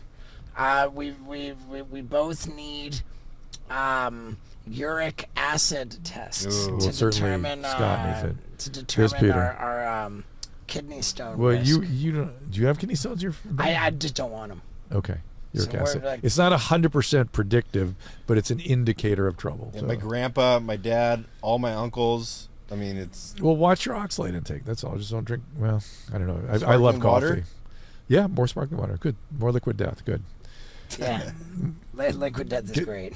Get some aluminum exposure. See, you can't... Biology is so complicated. Just live your life. I don't like that you're beating yourself up about the food. I don't like that. Yeah. Starting right now, I won't anymore. You need some inspiration or some type. Yeah. I mean, dude, I'm like, I'm just so thrilled that I just got to a point where I was like, all right, today's the day, and I'm going to do it. Do you ever think about riding a motorcycle off a building or anything? You want your food take you there? Yeah. No. I mean, dude, I've lost almost 20 pounds, man. Good for you. And I lost the 15. I'm at a point where it doesn't like I'm not even trying to lose anymore. I'm just maintaining. Yeah, I get that. I feel great. I get that. Okay, and is that it for my to-do list? No, wait. It's uric acid, calcium score, Peter Attia's book. Peter Attia's book on audiobook is going to be get a travel kit to your house. Travel kit, emergency kit, the red one. Yeah, he's got a couple of those. Oh, then travel kit. You got the emergency one. I have all of them in my house. Contagion emergency might be a bad one for you. And then lighten the fuck up. Lighten up. Yeah, lighten up and live. Well, or maybe we, Oh, I got another question. And at my ranch in Tennessee, there's crazy ticks, but I think that's anywhere where yeah, but you got to be careful, man. Tick-borne illnesses. I've been predicting bubonic plague here soon because it follows the kind of tick-borne illnesses that are coming. It just comes, and the rat population is so huge in Los Angeles now. Is the rat-borne flea and tick stuff. Is really bad. Okay, well, I'm in Tennessee. So let's see what tick-borne illness in Tennessee. Look that up. How do you know if you have Here we have tick? endemic typhus. How do you know if you have a tick? You find it on your body. That Lone Star tick. We see a lot of those guys. Ehrlichiosis is bad. Anaplasmosis, rickettsiosis. Oh, jeez. With spotted fever, rickettsiosis is Rocky Mountain spotted fever, I think. So Lyme disease and Rocky Mountain spotted fever are the bad ones. Yeah, be careful. And Lyme is just awful. Is there anything that we could be doing to mitigate your risk? Mitigate our risk, to identify, like, keep the repellents on when you go outside. I do that. And then if you see it, if you're, if you have even a suspicion of a bite, take some doxycycline. That medicine I was talking about for STDs. Give you gonorrhea. Is also for Lyme disease. Dude, there was one day where in one day I pulled 4 of them out of my skin, which were embedded. Were embedded? Yeah, they were totally embedded. Oh no, What? I would. Did you have any? If you have any, You want us to go out there? I know if you have any rash that emerges in or around the bite, take the tetracycline. Is it in the emergency kit? No. Well, geez, I think we have it in the Contagion kit. Maybe I don't. Yeah. I'm not sure, but I'm going to be giving it out for sexually transmitted disease soon. So, All right. Cool. oh goodness. What any test that to catch these tick-borne illnesses? Yeah, but early? it's when you're sick though. It actually, you do acute and convalescing titers, so you actually measure what you are when you're sick versus afterwards. So it's rough, man. Tick and But you the know what I flea. did? It's flea and ticks. By the way, fleas out here are really bad. I bought a 25-gallon spraying thing, like the toes behind the UTV with a boom that's and spraying the whole trail. And I haven't seen a tick since I did that. And out here, it's the rat fleas that are really the problem. That it's all rickettsial disease is what we're talking about here. All right. Something else for you to worry about, Scott. Yeah, I'm gonna. my son got it. He got murine typhus. He got it when he was like 9. It's terrible. And when I started seeing that happen, and then I started seeing that we're eliminating all the rat poisons and stuff, and we've got homeless encampments where the rats are going crazy. Yeah. And here it comes. It's coming. Jesus. Wow. All right. Well, on that happy note. Yeah. The point is, look, we are biological beings. A lot of shit can get us. Live your life. Please enjoy your life. That's very, very important. And lift weights. Resistance training as you age. It's very important. Okay. All right. I love you, Drew. Thank you, buddy. Yeah, thanks, Drew. Yeah. That was a good one, Drew. All right. There you have it, Dr. Drew, folks. He's been a good buddy of mine for decades now. Literally decades I've known Dr. Drew. Dude, 2006, almost 20 years ago, he came with me in a limo to the red carpet of the second Jackass movie with Ron Jeremy. In the limo with my 4-year-old niece. Dude, how nuts is that? I was not sober at the time either. I was in a death spiral. So yeah, dude, I just love Dr. Drew. And I love you. And man, today I was on a podcast called X5. And I poured my heart out. It was fun and funny, and I just poured my heart out. I'm going to go ahead and just tell you that happened today, and that I will be sharing that, God damn, it was a heavy day today. And I fucking love you. So thank you for sticking around to the very end, and I hope you have a wonderful day. Yeah, dude. And welcome to a bone-crushing wild ride with Steve-O. Man, this episode is nuts. I addressed the situation with the comment I left on Bam's Instagram, then deleted, then it became a global news story. Man, this situation is nuts. And I'm here in Australia, where there is definitely a criminal element.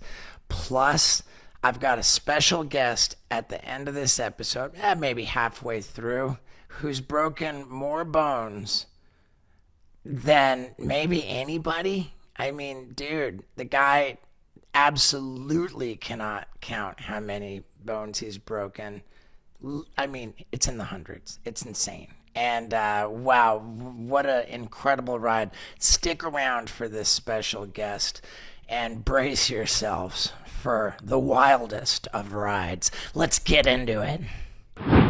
Ladies and gentlemen, the Wild Ride Podcast with me, Scott Randolph, and a special surprise coming up. So, we've done a podcast with no guest once before. It would have been great had we not gotten dinged with an age restriction for me having a profanity-filled rant. Turns out you can only say the F word so many times in the space of like 15 seconds or something like that. Yeah. And when I was going off about the death penalty, I managed to say the F word like 7 times in 15 seconds. At least. But in any case, we're at it again, and we're in Australia. Are you going to talk about that? Oh, the BAM Because that's going to be a little bit situation. longer, maybe. Like the BAM situation, I wrote it down to talk about.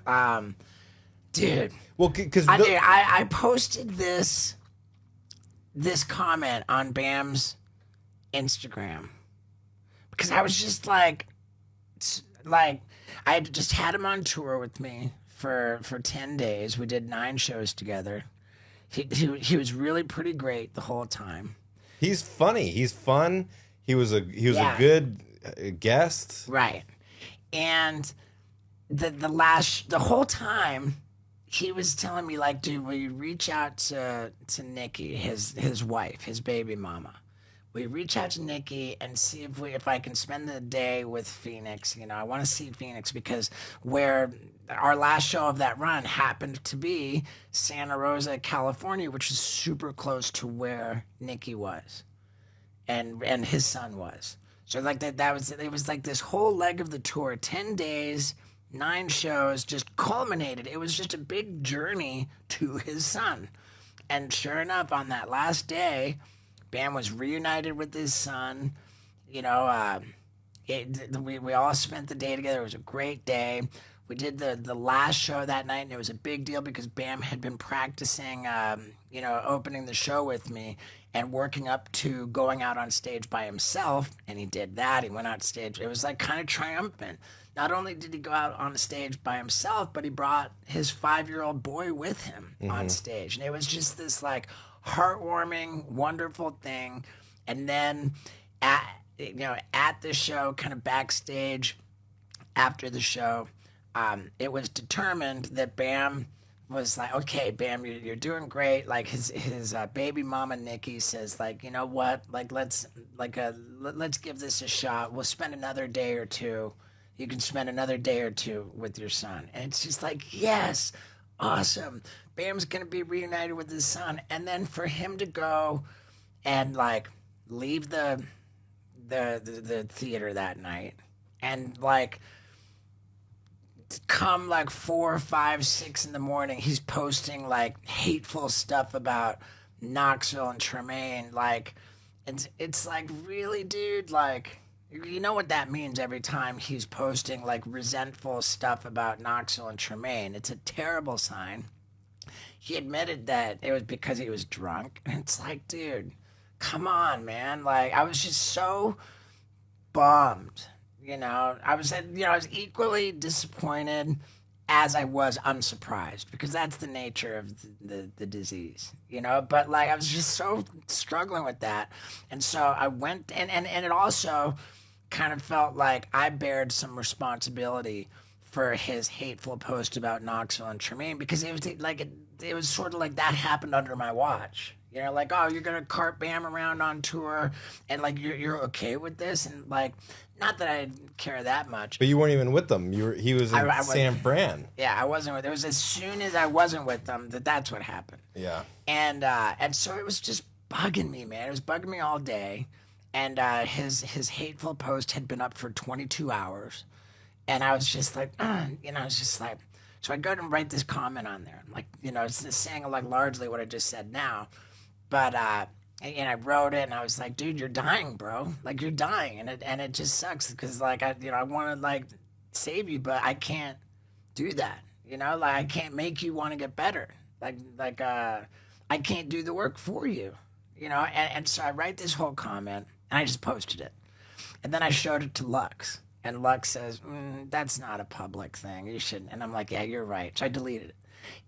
That comment had been up for literally 2 minutes. 2 minutes. And the post that I commented on had been up for 22 hours. It wasn't like brand new in everybody's feed.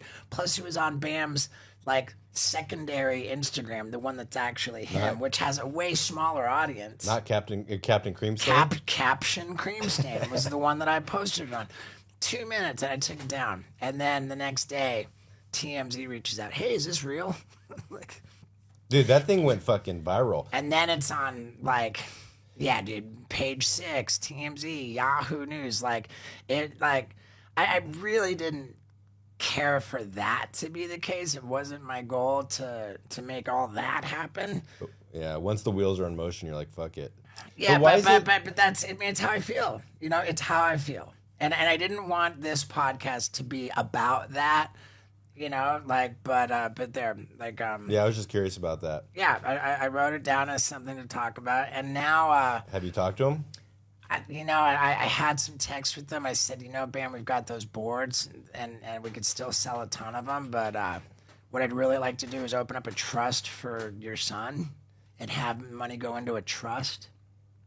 And that got no response. There's no response there. Of course, since then, the news was on TMZ that Nikki has filed for legal separation and spousal support. So I'm feeling kind of inclined to help everybody involved by moving forward with those boards. I think that it'll be good for his son. It'll be good for his baby mama. It'll be good for him. And I'm not in any rush to do it, but I think that's something that we should probably go ahead and do. Yeah. All right. It Now, was nice having him on tour, though, when he was... Dude, it was epic. When he was good. I loved it. I remember we went to the Nike store and in Portland, and I was like, "Oh, dude, you ever ride for Nike?" He's like, "Yeah, I was the first skateboarder to ever ride for Nike." I mean, just the stories that he had going through Portland was. I mean, dude, what a lot of people don't know about him is like, dude, he's a great fucking driver to be in charge of the music. There's always good music going on. He's kind of like a teenager in effect, where he's always trying to make jokes and do funny impressions. Like he's different than what I always thought he was. He's playful. He's playful. He's playful, and dude, I love him, man. He's a brother, and it's crazy how that whole lawsuit situation with him suing Jackass and it really, really put a strain, his whole relationship to Jackass with the director, Jeff Tremaine, has a restraining order against him. So they cannot have contact, legally. How long do restraining orders last for? I have no Forever? idea. I have no idea, but from what I understand, it's still in place. And you just can't sue somebody and then turn around and be bros with them, Yeah. But, I'm in this position where I'm... Saint Stephen. Switzerland. Yeah, you're neutral. I'm the one guy who has been cool with Bam all along. And even though I've never sugarcoated anything, and whether I'm okay with Bam still kind of remains to be seen. Yeah, you have a weird relationship with Bam where you can be harsh to him and he just listens to you. Yeah. Anyway, I think that I do still that we are still all good. anyway, gnarly. moving on. I just wanted to say some positive things about Bam because he really he's fun and he's funny and he's great to hang around. Plus, dude, that guy is still, even having put on a substantial amount of weight, ripping on a skate. I thought at this point, man, I think I can take him. I cannot outskate Bam. Well, yeah, at Burnside, yeah. Yeah. It's funny in that fight at Burnside. You saw the fight go I down. was not there for that. You weren't there for that. I went to Burnside the next day. Yeah. I don't even want to, because like it was just a trip that like the two guys got in an argument. One guy pulled out mace, and then they grabbed the mace from this guy and maced the guy who pulled it out's face. They pepper sprayed him with his own pepper spray. And I wanted to, as they beat him up. yeah. Well, and I was like, man, dude, like this would be great to have on film. And then you look around and nobody's filming. And I'm like, I'm not gonna be the fucking asshole to film. And then the cops came but anyway, it was just a good experience all around in the Pacific Northwest with BAM. Right. BAM, we miss you. Come back. Let's It was sell some dude. It was boards. epic. It was epic. I love BAM. And You got a video coming out. yeah, we're working on a video. Well, that got pretty heavy, which makes me extra grateful that this episode is brought to you by BetterHelp. BetterHelp is a service which matches people up with professional, licensed therapists. And I think that's very important because speaking up about what's going on is the way to stay healthy. I do it. I feel good about it. And BetterHelp has matched up like 3 million people with professional therapists. Plus, they make it so easy. You don't have to go to some office in person. It can all happen online. You can do it by video chat. They've got just so many people that they can help. And by plugging in what it is you want to work on, you get matched up with somebody who's ideal for you. And it's already super affordable. But if you go to betterhelp.com/Stevo, that's better, HELP.com/Stevo, you get 10% off your first month. So you really can't go wrong. And again, you do better work when you're in better shape, mentally, spiritually, physically. BetterHelp is the ticket. So go to betterhelp.com/Stevo and figure out how much therapy can help you. Thank you, BetterHelp. Now, let's get back to it. The thing about Australia is that they're very, very touchy about letting criminals in, which is so ironic because the whole reason that they speak English here is because it was a penal colony. Like that's how Australia. For England. Yeah, England would send all of their gnarliest criminals. Like that was what a life sentence meant at some point in England, maybe in like the 1700s or something. Like A life sentence was just being banned from England, going to Australia. A life sentence meant you got thrown on a ship and shipped off to Australia forever. That's what a life sentence was. What is that? I have no idea.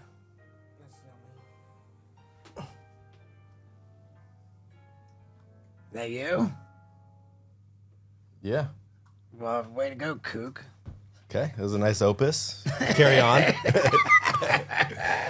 So anyway, so yeah, it's ironic that they started out as a bunch of criminals and they're really, really strict with their immigration, their customs, and it's an ordeal. I was like biting my nails about whether they were going to let me in. I'm always biting my nails about whether I'm allowed into Australia.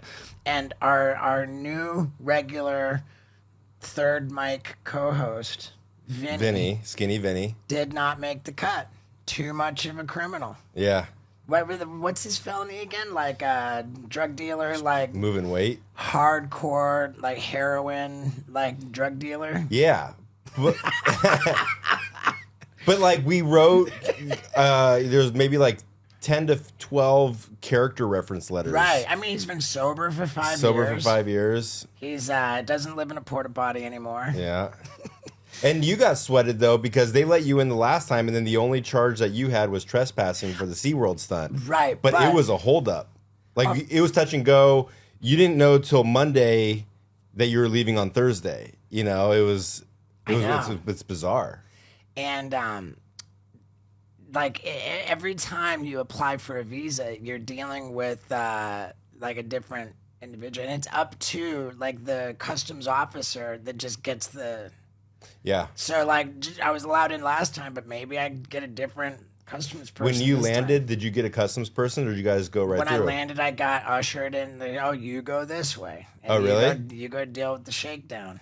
Did they talk to you? And they're like, good. And I said, hey, like, does it help that I've got my visa is granted, and I'm like holding up my thing, and they said, yeah, that gets you off to a good start. Oh shit! What's the hardest country you've ever had to go into? Canada? It would be Canada if I didn't have a Canadian passport. You get sweated in England? Well, I have an English passport too. England's pretty easy. Like I've never heard of people having a lot of trouble getting into England.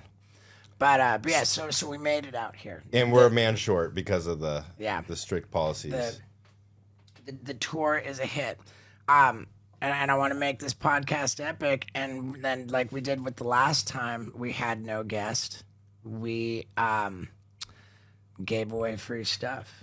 The fucking shoe. You still have the shoes, the black and yellows. Oh yeah, that's right. So the black and yellows. You got to give them away on this one, because for what happened was nobody came and was creative to get a hold of me, and actually Steve filmed the green screen video. This is what happened. Like you said, like somebody get a hold of me in a creative way, which turned out to be an epic fail. Like, because all that did was Knoxville's texting us like, dude, did you know this guy? We got everybody who is associated with us inundated with annoying messages from tons of people, because you were saying that you're going to give away this pair of special Nike Air Jordans, and that was just awful. So I said, what would I do to be creative to win this? And I thought, I could do like set up like a green screen and make it so like I climb out of the shoe, then become a giant and reach down and pick up the shoe and say, thanks, Scott Randolph. And I didn't even have the shoes. I just took a Google image of them and made that happen. Yeah, you did a whole video. I mean, you spent a couple hours on this fucking video. I got it. I used the first take. I did it it was actually pretty easy and quick. All right, so you're in possession of them. What are you going to do with them now? I won the shoes. And they're leather. Yeah, I don't want to wear leather shoes. So, if you want to get what do they call it again? I think just the Nike black and yellows. Okay, Nike black and yellows. Yeah, I don't wear leather. So, if anybody wants these Nike Air Jordan black and yellows, do not reach out to anybody I know and annoy them with messages. But do something creative, tagging me. Like I always look at everything I'm tagged in on Instagram, because at the end of every one of my shows, I invite the whole audience to pull out their cell phones and take a photo, and I say, if you guys want to post this photo now, I will like every single one of them I see. And I religiously do that. Every night after the shows, I call it doing my homework. I go through my feed of photos that I'm tagged in. Everything I'm tagged in, I look at it, and I like everything that people post from the show. So I see everything. Tag me in some creative way to win these shoes. And we're going to give away some other stuff too. Mm-hmm. Man, I thought that it was going to be more popular when I got my new car, and I was like, okay, I'm going to live in this. I'm going to live in my car for a week. And then I was like, well, that's kind of boring. How do I make it more exciting? And I decided to sleep overnight in my car while hanging over 100 feet in the air from a crane on the UFC headquarters property. I thought that would be like wildly popular, and it just didn't hit as a big thing. When we had like a haggard little welding team like on the spot, like put together a thing, I was scared for my life. Yeah, I don't even know why you did it. Yeah, and it wasn't that big of a deal. I was like, I made it into an initiative to try to raise money for people who don't have a choice but to live in their car, by fundraising for Habitat for Humanity of Las Vegas. Mm-hmm. I took 1,000 prints of this epic photo of me standing on top of the roof of the car while hanging over 100 feet in the air, signed 1,000 prints, and I said, whatever, I'm going to, $25 for the autographed print, and 100% of the proceeds will go to Habitat for Humanity of Las Vegas. And we sold like half of them. Mm-hmm. Even that wasn't a big hit.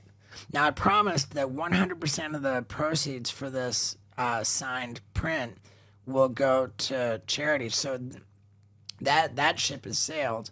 Now, these photos are not allowed to generate any profit because of that promise I made. Mm-hmm. So we have only two choices: throw them away or give them away. Let's give them away. So we're going to give them away. If you want an autographed copy of a photo, I hand signed every one of them. I spent half my life signing stuff. And this hanging from the crane, standing on the car, it's going to be $0 from the moment, all you got to pay is for shipping. And it'll be like, if you're in the States, like $5 for shipping. 7 or 8. 7 or 8, all right. Let's, and then we'll put that in the number 1 position on Stevo.com, yeah? Correct. Okay. Yeah. All right. I've got some other stuff I wanted to address, like my diet. God, dude, like I'm kind of OCD with like the people taking pictures at the end of the show. That's why normally I'll stand on top of a stool so that I know if I see any photos of me on stage where I'm not standing on a stool, then that meant that person was using their phone taking photos when they're not allowed to. I always have some kind of thing to and so now lately I've not been standing on the stool. I've just been taking off my shirt so that I know if I see photos of me on stage and I have my shirt on, that's not an approved photo. Like, I'm psycho like that. But the problem is when I take off my shirt, I'm straight fat these days. Like, it's not a pretty Does it sight. bother you? Because you do it every show. It bothers the hell out of me. I wouldn't be fucking caught dead with my shirt off, dude. And, dude, I'm so embarrassed of how much weight I've gained. But, but you, dude, you don't like it, but you still have no problem taking your shirt off. I mean, I have a big problem with it. Why do you do it? And then when I go through the feed and I'm liking all the photos, I'm horrified. I'm more horrified than the last every That's so time. funny. You're just looking at your stomach in every photo. It's just terrible. So I'm back to this program of taking a photo of every single thing I eat and sending it to a mentor in the food program. And what's because the diet consist of? I just avoid flour and sugar. So no bread, no anything with sugar. It can have sugar in it, obviously, but if sugar is a main thing, if it's considered a sweet. Can you have sugar? No, just kidding. But yeah, so and it's crazy. My yo-yo diet. I'll go. I'm gonna look great. Get ready. I'm gonna look great. So now, before our special surprise, how about that? The Mod Sun? The Mod Sun. Do you think the podcast broke them up? For those of you who don't know, last week's episode was with Mod Sun, who's all in the news this week because Avril Lavigne broke off their engagement. Now, I don't know what was going on in their relationship, but I do know what is going on in my relationship. And it involves activities which are enhanced by Blue Chew tablets. Okay, now Blue Chew tablets are delicious. For one, it's like a new flavor. I notice when I take them, they're even more delicious these days. And they've got the same active ingredient as both Viagra and Cialis, but they cost only a fraction of the price. Now, here's the really good part, which is that if you go to bluechew.com and use the promo code STEVO, you can get an entire month's supply of Blue Chew tablets, and all you have to pay is $5 for shipping. Yeah, the Blue Chew tablets, an entire month's supply, are totally free if you use the promo code STEVO at bluechew.com.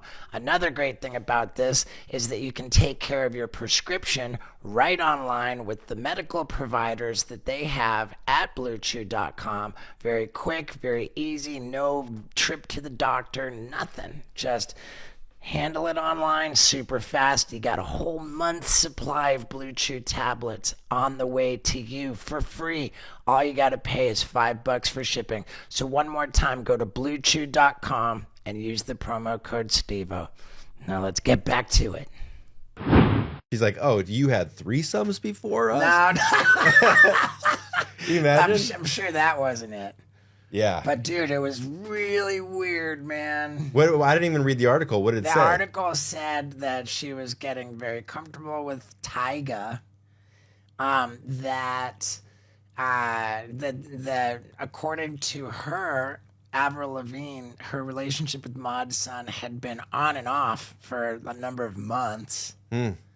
And what else? Comfortable with Tyga.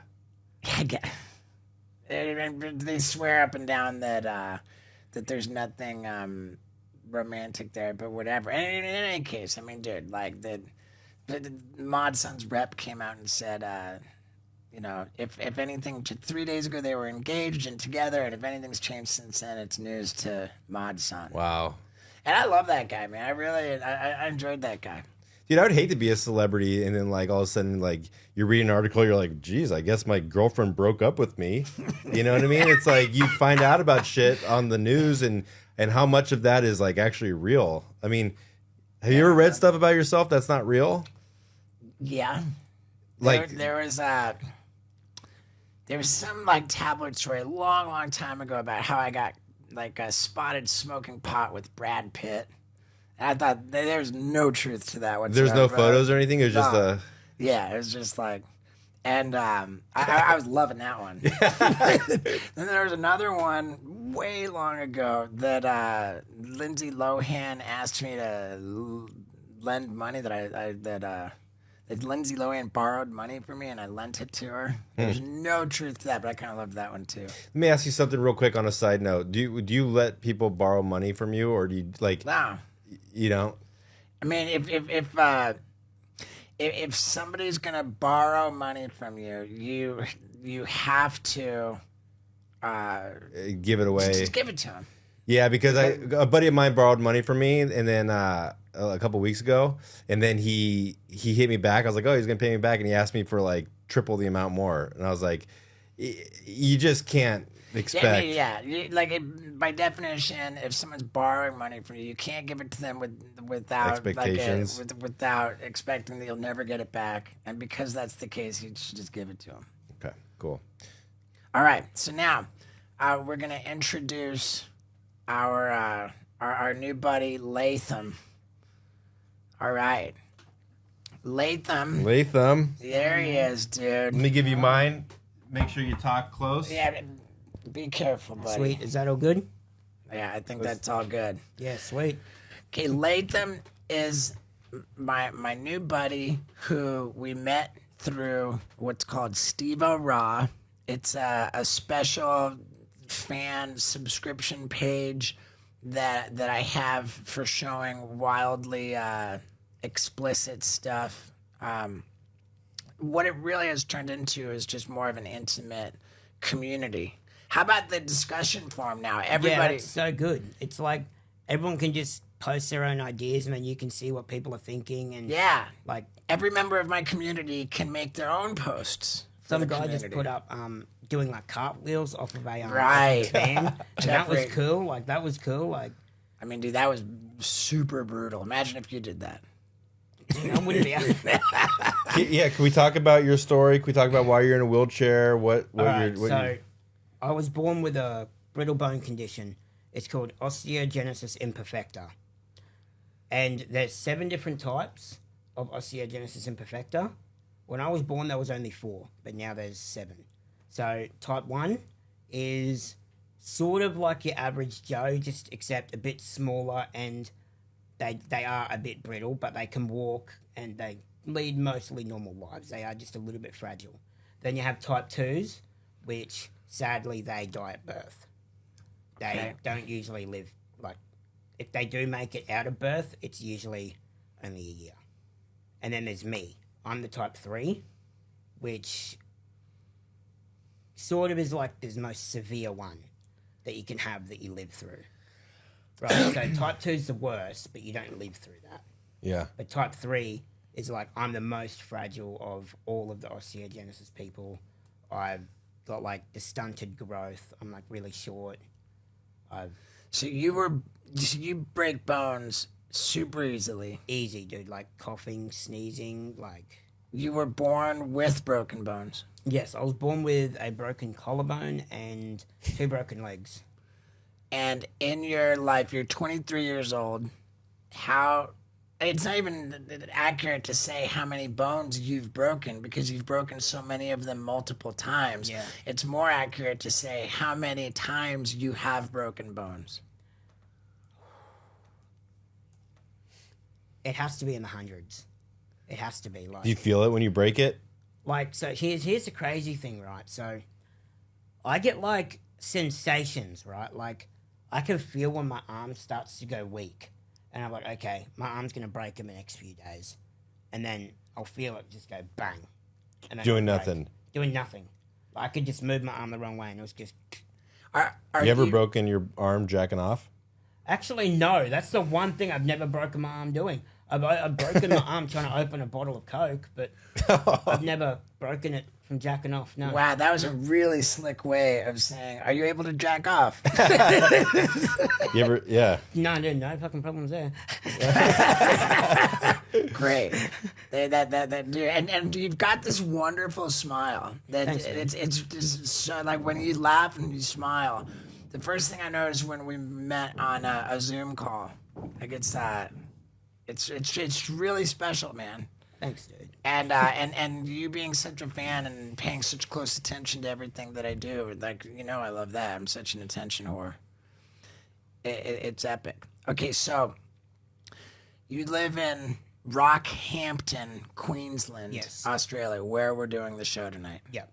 And you've not seen the bucket list show. No, never seen it. Heard a lot about it. Heard Yeah. many of the stunts that are on there, and I'm so excited to see it. It's a great show. It's a really great show. So excited. So you're gonna see the show tonight. We're thrilled about that. We're gonna roll out the red carpet for you. Sweet. Okay. And You gonna get a tattoo?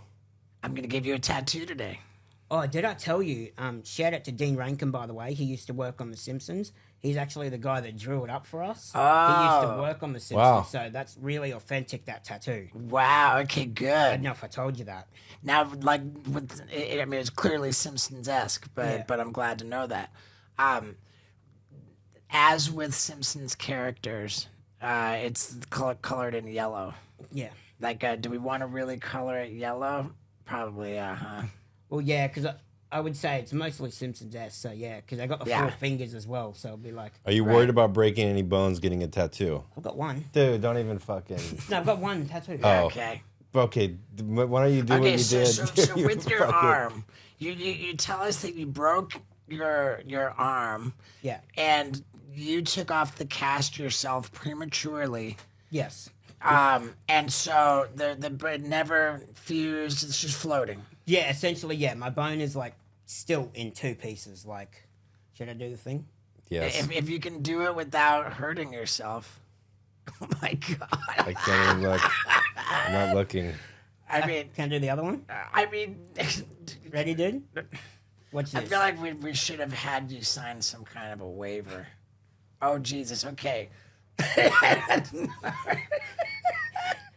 All right. Please no more. Please no more. Is that something that you found yourself saying about a bad habit that you have?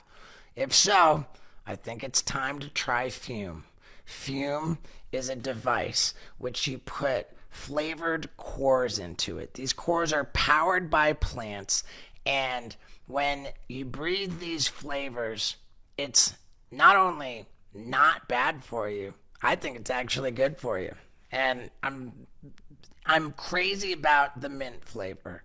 And I'm super upset that in one of these hotels in Australia, I left my Fume device in the room. And I don't even have a habit that I'm trying to break. I mean, I've been pretty free and clear of my physical vices for almost 15 years. I still love my Fume device. I'm going to tell Lux when she flies out to join me in Australia to bring me a backup Fume device because I love it that much. And it really can help you quit some of these bad habits that you might have. So I want you to try this. Go to tryfume.com. That's TRYFUM.com and use the promo code STEVO to get 10% off the Journey Pack. Now, the Journey Pack has the latest, most awesome fume device and 3 different flavored cores. Again, I love the mint. And by doing that, you get 10% off. So go to tryfume.com and use the promo code STEVO for 10% off. And good luck knocking off those bad habits. Now, let's get back to it. Okay. Is that why you got the tattoo there? Because it's already broken? No, it just happened to be a convenient spot. Yeah. Really, like. Where are you getting this tattoo? I want to get it just like on my leg, really, because I wanted to choose like a spot that's easy for like Steve to have like a solid canvas. On my arm, it was really hard because my arm's like weirdly shaped, so I had to like keep grabbing the skin and like stretching it out. So there, to me, You think there's a possibility that you could break your tib or fib tattooing? look, don't worry, I'm not gonna sue. No, I'm just curious on how fragile you are. Oh, dude, like, I don't think it will. It just depends on how much pressure he puts on. He's a heavy hander. I don't know. Like, I'm pretty terrified, but Don't be terrified. you talk me through it. It'll be all right. And it's a challenging tattoo. It's gonna take some time, but yeah, like for you, man, I'm stoked. I'm super stoked. Now, you were telling us that you've just recently learned that there is some way that you would be able to drive a car. Yes, well, a few years ago, I had an initial driving assessment test by an occupational therapist. They're like a specialist that will see if you can drive a car with the right modifications. And it turns out that I was able to drive. But back then, I wasn't really that keen on it. Like, really. I didn't have much independence. Like, I used to weigh a lot more than what I did now. Like, I've lost 15 kilos in the last probably like a year. Wow, cool. Yeah, like, I'll show you photos after this. Like, it was way different. And so I've gotten a lot of independence. And that's the one thing that I'm mainly striving for is independence. And so now, since I figured that out, that I can go for the driving, I can, sorry, I'm just like lost for words. Oh, dude, it's all good, my man. How did you lose weight? I don't even know, dude, to be honest. Like, I just started dropping weight. Like, I feel like my metabolism just was reversed. Like, when I was younger, it was really slow. And then as I've gotten older, it's just sped up. Okay. Because I don't eat anything different. The only thing I stopped doing was snacking at nighttime. Well, there you go. Like, Yeah. because I went to a dietitian and she was like, oh, the one thing that you can do is stop snacking at nighttime. I said, well, done. Like, I could do that easy. Yeah, that's your answer. That reminds me of the joke about the guy who he goes to the doctor, says, "Doctor, my penis has turned orange and I'm just freaking out." And the doctor says, "Oh, well, like, let's run some tests." And he runs the tests. He comes back and says, your tests are completely normal. I can't understand why your penis has turned orange. He says, what, maybe this is like work-related stress. What do you, do for work? And he says, "Doctor, I don't even have a job. Like, I don't have any work-related stress. He says, "What do you do all day long?" He says, "Well, I just sit around watching porno and eating Cheetos." Yeah. That's your situation. Pretty much, yeah. Like, Yeah. You can't figure out how I lost weight. I just stopped binge eating in the middle of the night chocolate. Well, that was pretty much it. Like, I just stopped eating, like, because I still eat crap. Like, I'm not exactly a healthy guy, but I just stopped eating after 8 o'clock at night. Like, once 8 o'clock hits, like, that's me done. Like, Yeah. I just don't eat anything at all. Even if I'm sitting there starving, I just don't eat anything. Yeah. Okay, so now we're striving for more independence. You're now very interested in driving. Yes. And what kind of a car are you allowed to drive? All right, so what I have been told from an occupational therapist is that because I do have limited mobility, like I can't get up and walk, I'm stuck to this chair. Like, to get around, I'm stuck in this chair. So I have to get a car that's big enough so that way my chair can drive into it and into the actual driver's seat and get locked in there. So I think she said it was a Sprinter van. Okay. It's called. I think they're sort of like, like the big vans you see around, like production sure. van sort of thing. Yeah. It's kind of like the podcast van. Yeah, kind of like that. Yeah. But so that's what she said that I needed, And I've been looking around a little bit. It's actually really hard just to find, like, people to help me do this. Like, OTs are so scarce around Queensland. Like, OT, occupational yeah, therapist? like, because the lady I spoke to was actually located in New South Wales, and I'm in Queensland, and so she could help me as much as she could, but she couldn't actually help me. Like, she couldn't come and give me the assessment, like, because I need another assessment now, because it was a few years ago when I had the first one. I couldn't exactly move much back then. Like, now I can get myself into my bed, out of my bed, like, I can move around all myself, like, change my own clothes, go to the toilet myself, pretty much, like, except for number twos, but, you know, other than that, I can pretty much do everything myself, and I just want to make that my next goal, is getting that car to have that next little bit of independence. So for the myself. so provided that you can purchase the vehicle, which sounds like it's a Sprinter van type thing. Yeah. If you can purchase that and you own it, then the government Yes. will make the modifications for you. Yes, the National Disability Insurance Scheme, such a mouthful, they will cover all of the modifications to the car that I need necessary. Okay, which is great news. And But that includes, like, hand controls, like they disable the pedals, they put everything at the hands. Like, there's stuff like you can use your head to use the blinkers, like, if you need to. Like, she went into, like, all this detail with me. There's so much technology that you can use for That's electric cool. cars these days. It's just, like, that's epic. phenomenal. And the problem is that the Sprinter van, in Australian dollars, is like a minimum of $70,000 to $80,000. Yeah, like, it's very, very costly. And I'm on the disability pension, which is like your guys' what would you Social guys call it? Security? Yeah, Social Security. It's like Centrelink is what we call it here. And yeah. Yeah. So you've got a GoFundMe Yes, I got to help you. to help me raise money for this car, so that way hopefully I can, well, not hopefully, that way I can get the modifications, and that way I can drive. How do they get to the GoFundMe? The GoFundMe's at my Instagram at just some guy in a chair. Ah, man, how do I not already follow you on Instagram? Okay. Just some guy in a chair. Just Just spelled some like guy in a that. chair. That's a great. I'm glad that's a great handle. Exactly, it's just some guy in a chair. I love you, Latham. Okay, just some guy in a chair, and to make it even easier, in the description, the link for your GoFundMe is in the there. description. Yeah, it's in the description of my profile. You said that you've been able to raise a little bit of money so far. Like a little bit, not like a lot by any means. Like just over $500. Okay, just over $500. Okay. Like that. Yeah, it's not a lot, but yeah, it's something. We're Alright, getting well- there slowly. We'll get there. I would like to get there quickly, and I would like to make a donation myself. I'd like to get on that GoFundMe and really push it along. Are you serious, man? Yeah, for sure, man. Like I've got you, brother.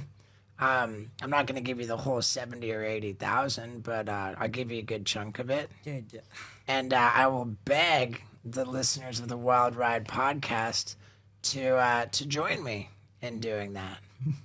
I don't even know what that means, bro. Like, All right. that means so much, dude. Like, I'm trying not to cry right now. Like, Don't try too hard. probably pop something. Yeah.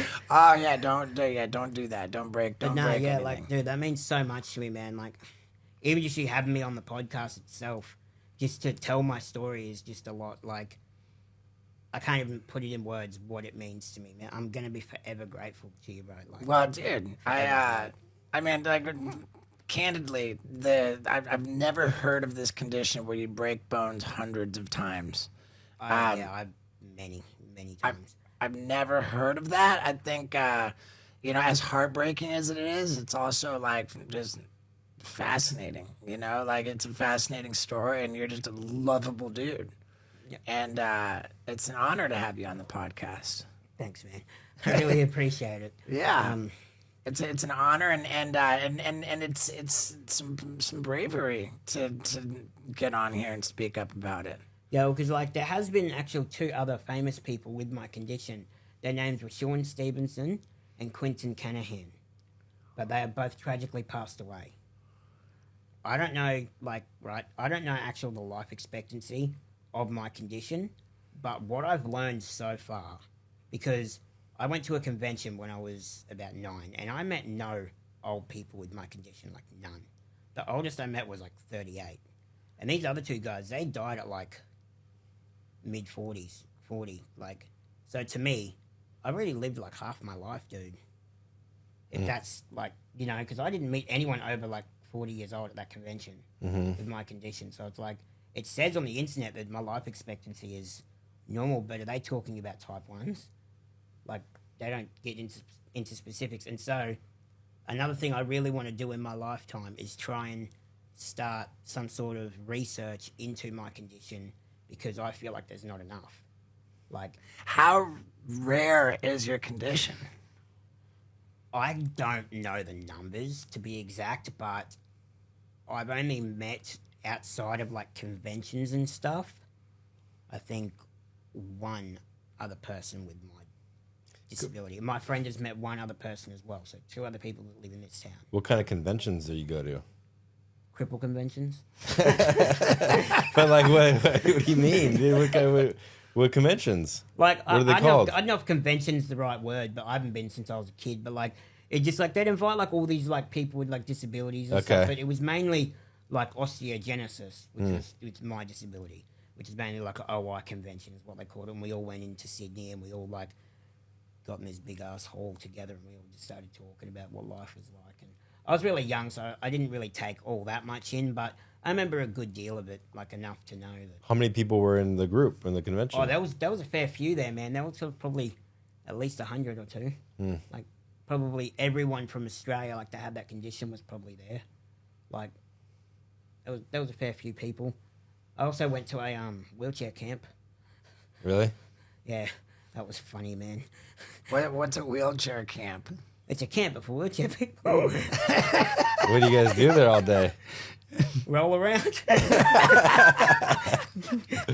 No, but like, I don't know, it's like I've never been to a normal camp, so I couldn't really like distinguish it from a normal camp. But like, we just did like activities and stuff. Like, Yeah. Tried to bond in that, like, but it was just a load of shit, man. Like, Really? Any girls with your condition that are cute? That you keep in hear me touch out, with? right? Like, everyone with my condition kind of looks the same, so she looks like my sister. So no. Really? Well, not like my sister, but she would look like my sister if we were together. Yeah. So no girlfriend. Oh no. No. I'm a virgin, dude.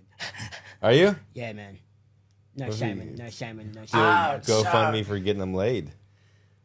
I mean, is it like, would it be rude to suggest that maybe we could like at least try to get Latham's wiener sucked? Hey, like, if you just want to go for that, man, go down that road. I'm fine with that. Yeah. Imagine, I mean, I don't know. imagine the title of the podcast, Trying to Get Disabled Guy Laid. I remember there was a show that I did many years ago called Dr. Steve-O before I got sober. I only caught a little bit of that, not much. It was like when I was a lot younger. Yeah, and what it was I was de-wussifying America one wussy at a time, and like people would send in submissions that they needed help from Dr. Steve-O with some situation, and one guy was like, Dr. Steve-O, I've never kissed a girl, and like, you know, and I was like, dude, we're getting this guy's wiener sucked, and like we straight up did. Fuck yeah, And when man. the network found out that we actually videotaped a guy getting his wiener sucked, they were Is very upset with the situation. They buried the footage, and I was outraged. So I went on my MySpace at the time and announced to the world that I did in fact get a guy's wiener sucked and that I was getting no credit for it. is prostitution legal in Australia? I don't know about illegal, but it's definitely a thing. No money exchanged hands. I just got this guy's wiener. Oh, really? Yeah, it was. I don't think that counts as prostitution if the woman wasn't paid. Yeah, you're right. Yeah. All right. Well, we'll work on that, and we can update the audience. I mean, it'd be pretty rad. Yeah. It would I be. mean, you're dude, I love you so much. Hey, Jeremy, how long have we been going here? 51. 51 minutes. Cool. Do you have anything else on your? Let me check my list. I'm not that mad at hotels anymore. Yeah, I don't. Why were you mad at hotels to begin It's just with? like I'm like very ritualistic, like maybe not OCD, but kind of I just have this whole routine. Like it's an ordeal for me to move into a hotel room and then pack up and move out. But now what I've done is really pared down my overnight bag, you know, because I'm set up on the bus. But I've got this little pared down overnight bag to just go for little jaunts to hotels, and the pared down version makes it less of an ordeal to get in and out of a hotel room. Yeah, when I get into a hotel room, I just shower and go to bed. You like lay out things. You fucking do different. Like you make it harder on yourself than it actually is, right? Yeah, I make a lot of things harder than they actually are, Scott. That's just me. That's how I am. Eating soup with a fork. Yeah. All right. Well, with that said, I think we will head on over to the tattoo parlor to give you your dope ass Steve-O tattoo. We're gonna recreate your tattoo with me riding that board being towed by you. Sweet, man. I'm keen for that. And then that board is gonna be your board. Oh, really? Yeah. I can ride it too? No, I mean you do whatever you do whatever you want with that board, and then yeah, and then I'm gonna get get on your GoFundMe. I'll throw 10,000 Thank you so Australia much, dollars on you, Thank you so much, Steve. and hopefully we get you there, man. I hope we can too, because like, honestly, like, when you asked me to be on your podcast, it's like, I just sort of thought, well, this is sort of like my chance to actually kind of try and make that happen. Like, that's why straight away when I asked you downstairs if we could do it, it was like, well, I'm never going to have this much of an outreach ever again. Like, ever. Like, this is the biggest thing I'm ever going to do right here. You know what I mean? Like, this is it. In my head, anyway, like, this is it. You never know, man. Someone might fall in love with you the way I have, and have more opportunities for you. Yeah, but you're pretty fucking rad, dude. Well, so are you, Latham. Just some guy in a chair. All right, man. And Everybody follow Latham. Just some guy in a chair. I just want to say thank you to Steve again and everyone that's ever supported me. Like, everyone at my wrestling allegiance, Rockhampton, like all you guys. You're a wrestler. Oh, I'm a training to be a manager for wrestling. Like, you know, the guy that stands on the outside and, like, helps them? I'm trained to be that guy. Guy stands on the outside and helps them. Like, you know, like Paul Bearer Bearer and to Undertaker. Undertaker. Paul He's not. Heyman. He doesn't really watch wrestling, but yeah, just a guy that's like his spokesperson, like on wrestling and fucking. Okay. Yeah, like, essentially, if someone that I, like, manage can't really talk, I will do all the talking for them. I will get them over with the crowd. You know what I mean? All Like, right. and so, yeah, I just want to take all the time to just say thank you to everyone there. Like, they've all been a massive help to me. Like, I was struggling a lot last year with, like, mental health and stuff. And once I joined up with wrestling, it was like, nearly all them problems just went away, man. Like, Cool. you know, it's so good there. And, like, Rob at Millieways Cafe Bar, he's our sponsor. He's been so helpful to me too. Very cool. Just have time, suss them out while you're here. They're so good. And yeah, like, All that's, right. that's it, man. Thank you very much for having me, Steve. And everybody grab those $0.0 Yeah. signed Tesla. prints. Yeah, get them while they last. Yeah. And whenever there's a no guest podcast, you know we're giving shit away. Love it. Yeah, dude. Thank you, everybody. Yeah. Man, how rad is Latham? And his tattoo came out killer. You can see it on steveoraw.com. Now, what else, dude? I've talked about the books, Conversations with God, a lot on this podcast, how they fundamentally changed my view of the universe and life, everything. And next week's episode is called Steve-O's Life Coach. My life coach being Neil Donald Walsh, the author of the Conversations with God book series. It's a big deal. It's a big deal. And I have been kind of scared about the idea of putting out that episode because I wonder, like, Neil Donald, do people...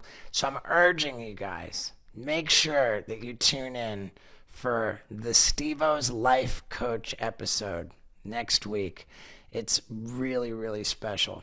And thank you for sticking around to the end. I love you guys. Yeah, dude. I'm going to sleep for the first time in like 2 fucking days.